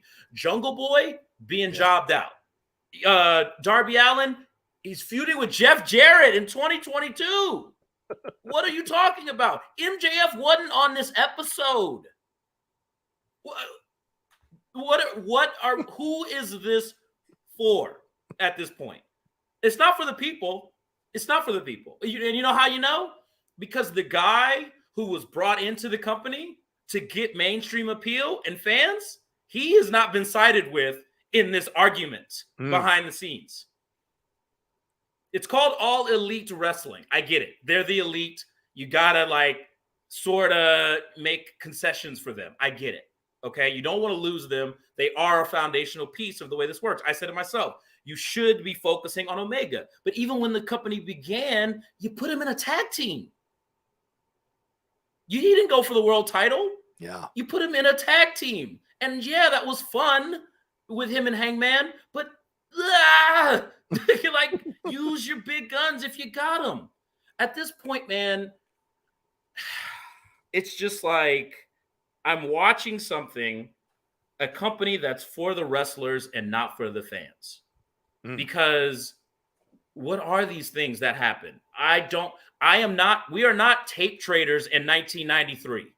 Okay.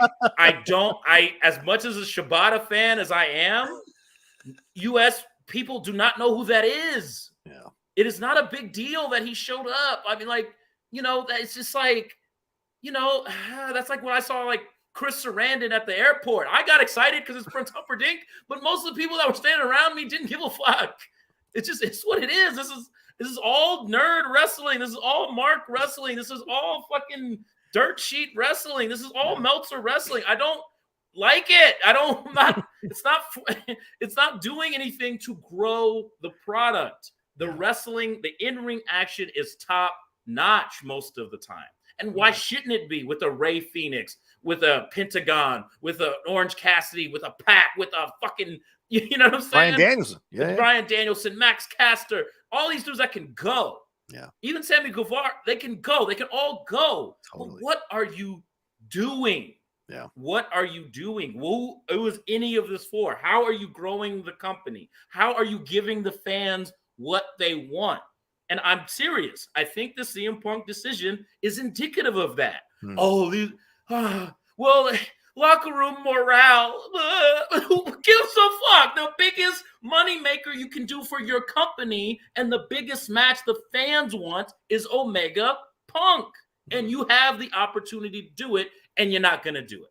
Yeah. Who is this for? I'm happy that there's another place for pro wrestlers to make money, feed their families, and exist and compete and provide an alternative. However, the alternative was supposed to be for us. The alternative was supposed to be for us fans who wanted something in contrast to what WWE was putting out. You have created an alternative for the wrestlers to fuck around. And that ain't getting it done. Yeah. This rant was brought to you by Chris Burns. Rocha, one second, please. Please, yes, go ahead.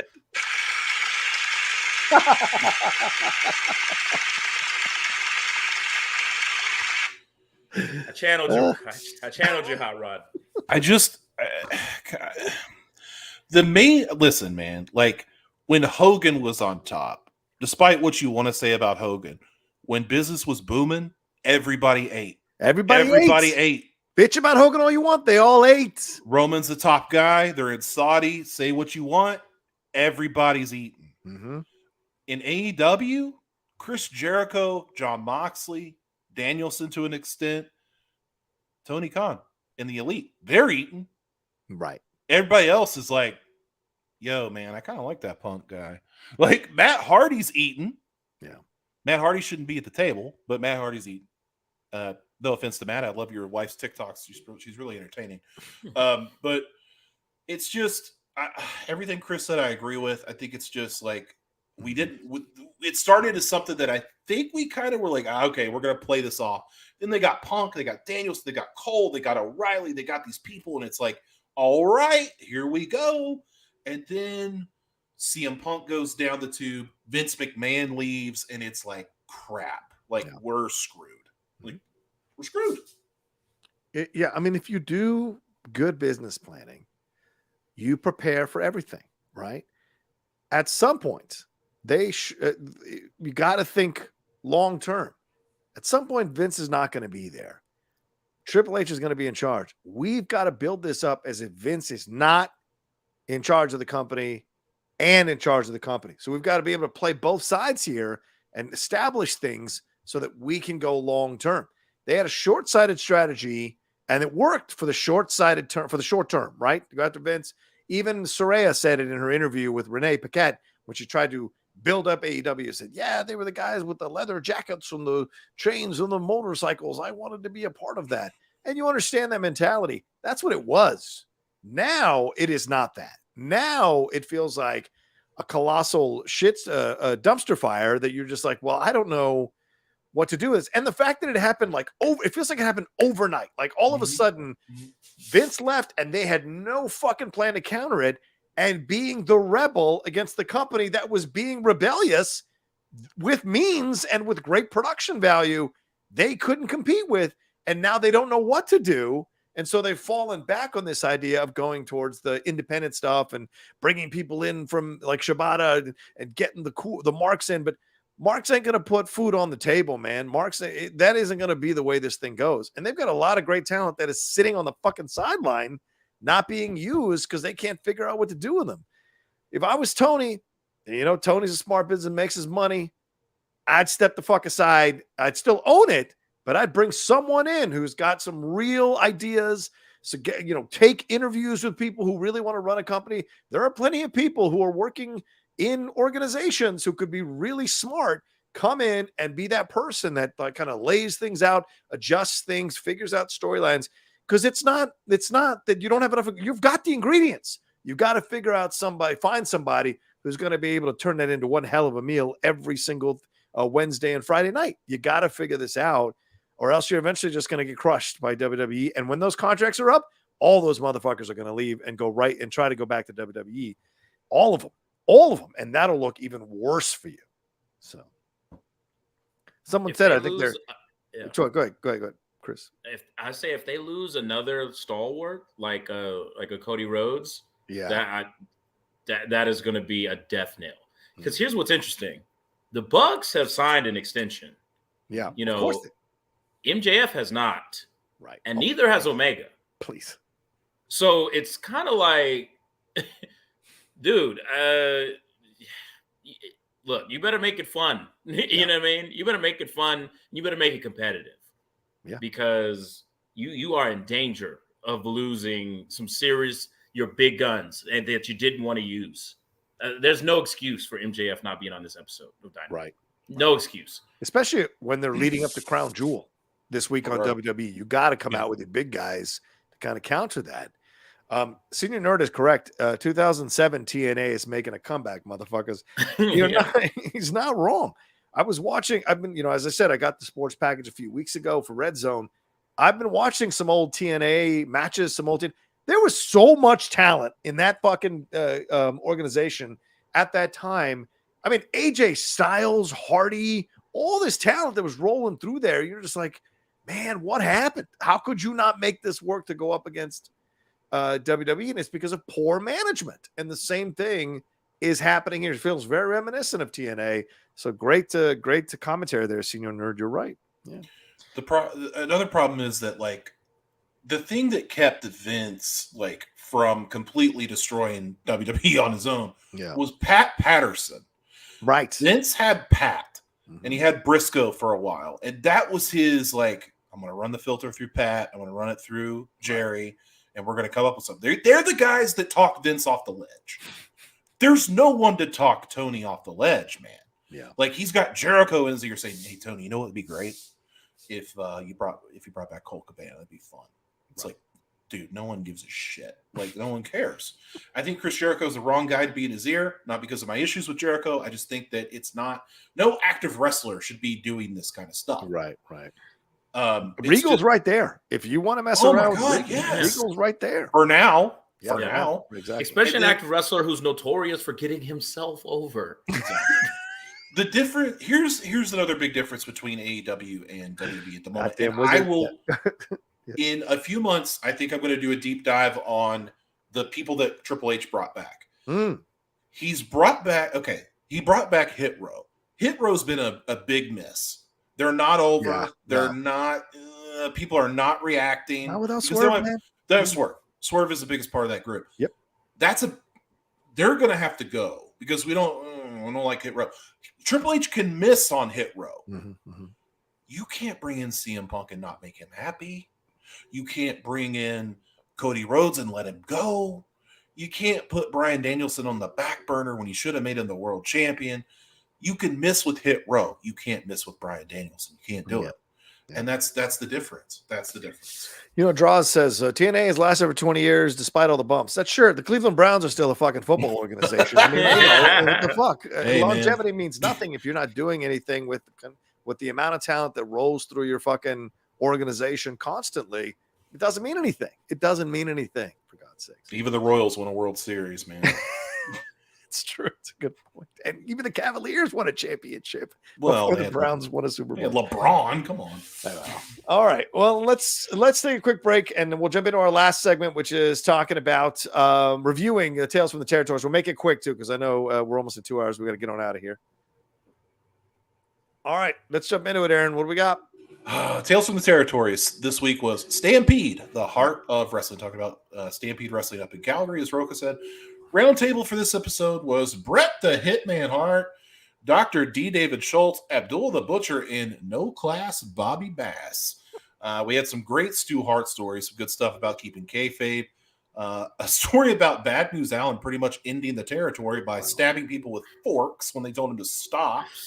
But oddly enough, no mention of famous alums such as Davey Boy Smith, British Bulldog, Dynamite Kid, Chris Benoit, Lance Storm, or any of those guys. Like, we had a small mention of Owen Hart. We had a small mention of Jim the Anvil Neidhart, but that was about it.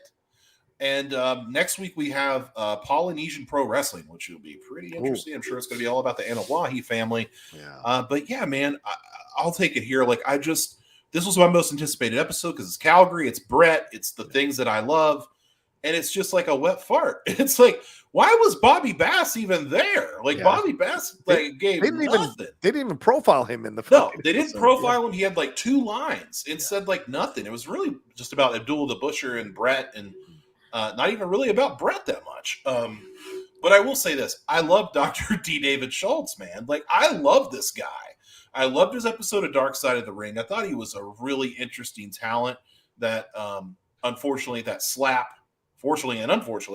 happened and kind of ended his career. But he was a great heel, man. He was a heel that could do a lot of stuff. I wish I could have seen a lot more of him back in the day. So it's good to see him back. He looks like he's doing really well health-wise. The Abdullah the Butcher stuff, it's not for me. Never was for me.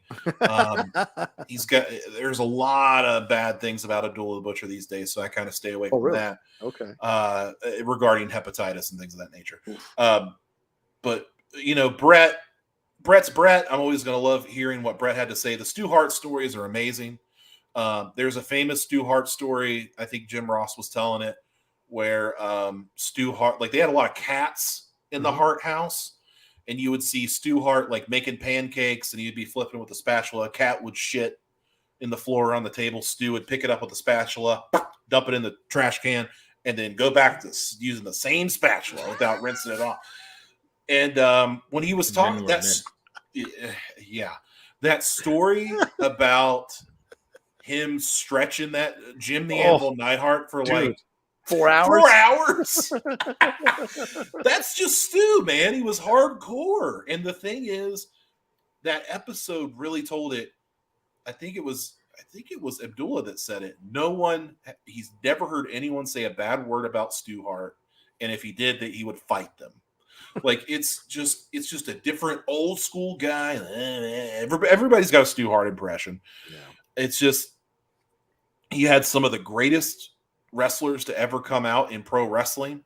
His sons were great wrestlers. Yep. And his legacy lives on. You got Jim Neidhart, you got Davey Boy, you got their kids, Harry and Natalia, like they're great in their own right. The Pillman trained there for a little bit, even Edge and Christian a little bit, I think, like towards the tail end. And it's just Jericho, of course. Right, how could I forget Jericho? But it's just like that Hart family has such a legacy in the pro wrestling business. And the fact that Vince McMahon paid them nothing for the territory.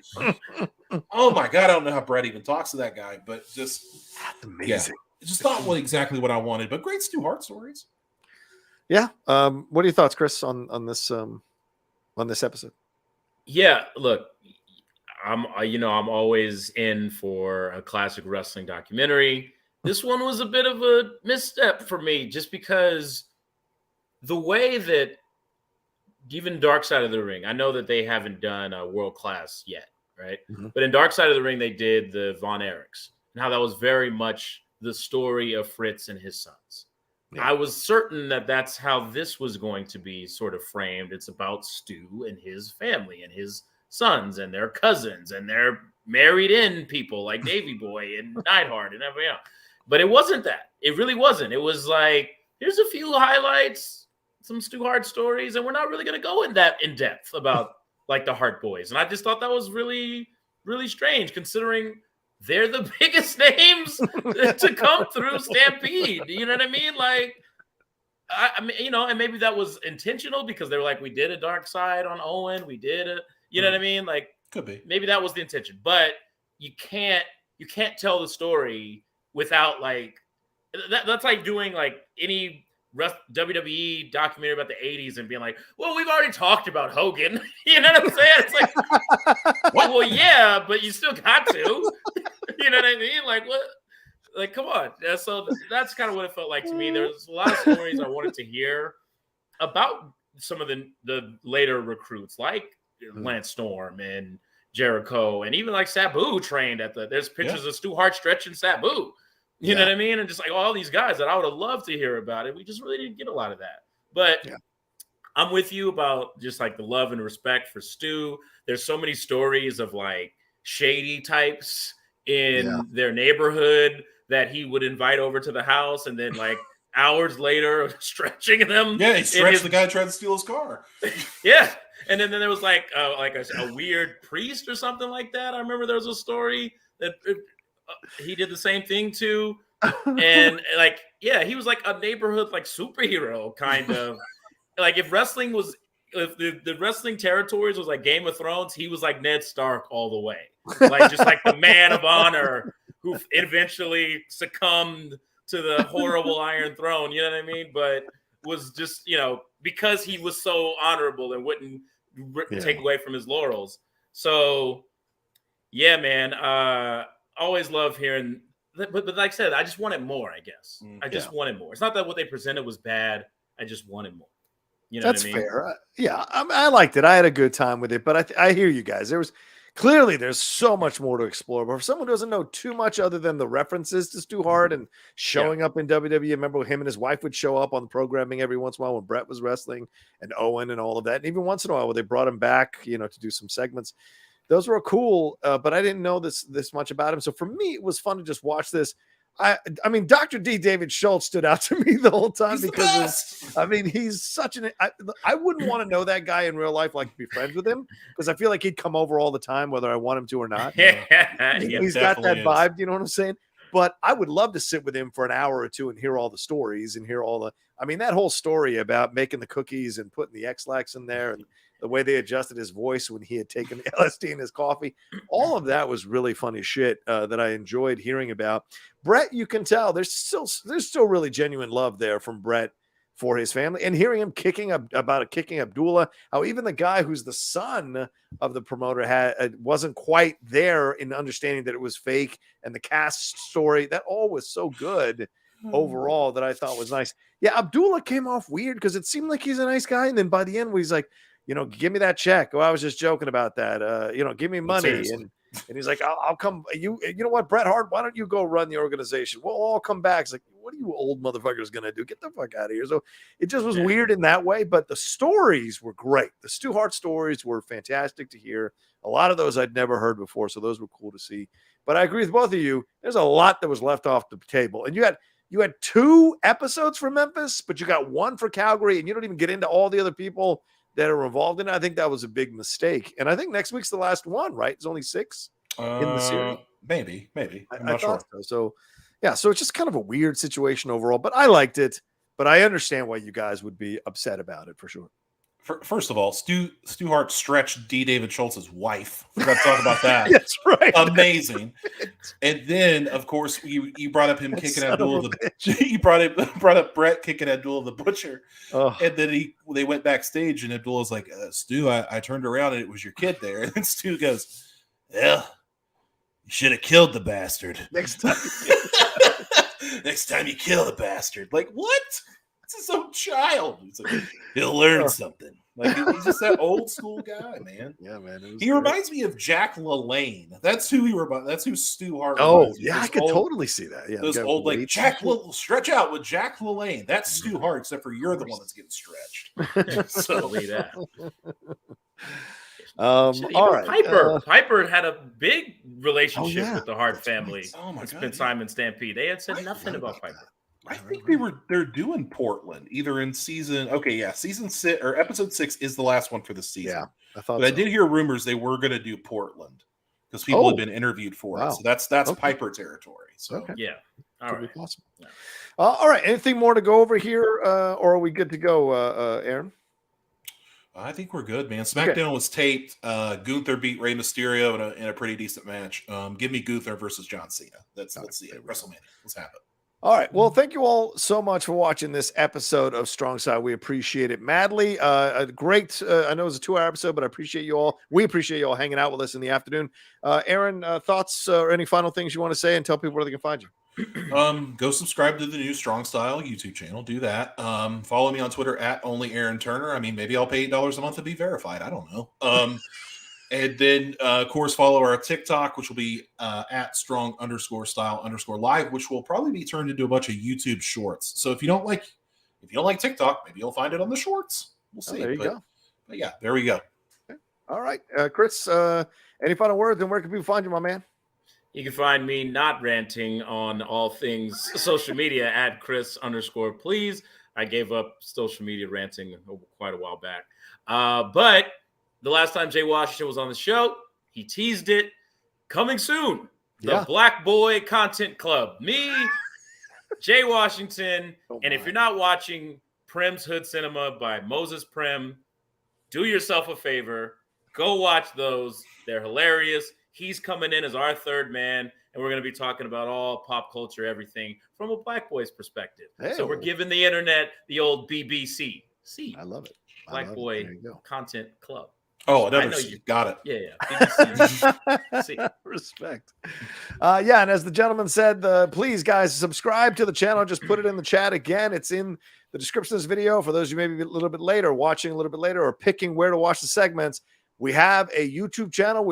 It is launched. It is live now. We are going to be putting up content over the next couple of weeks and then moving Strong Style over there permanently. This Saturday show, we're moving it over there permanently, but we'll be doing more content. So subscribe to the channel. We got to get to 1,000 subscribers and we got to get to 10,000 watch hours. So help us get to that point by subscribing over there and watching the content that we're going to be putting up. Both small, long, medium, and long content will be all there on the Strong Style YouTube channel. As for me, you can follow me at The Rocha Says on Twitter, Instagram, and TikTok, The Outlaw Nation on Twitch. If you want to stay around for all my other content, please subscribe to the channel down below as well. Hit that bell button. And and that's it. You all take care of yourselves. Be well. Have a great weekend. And we'll talk to you next time with another brand new episode of strong style.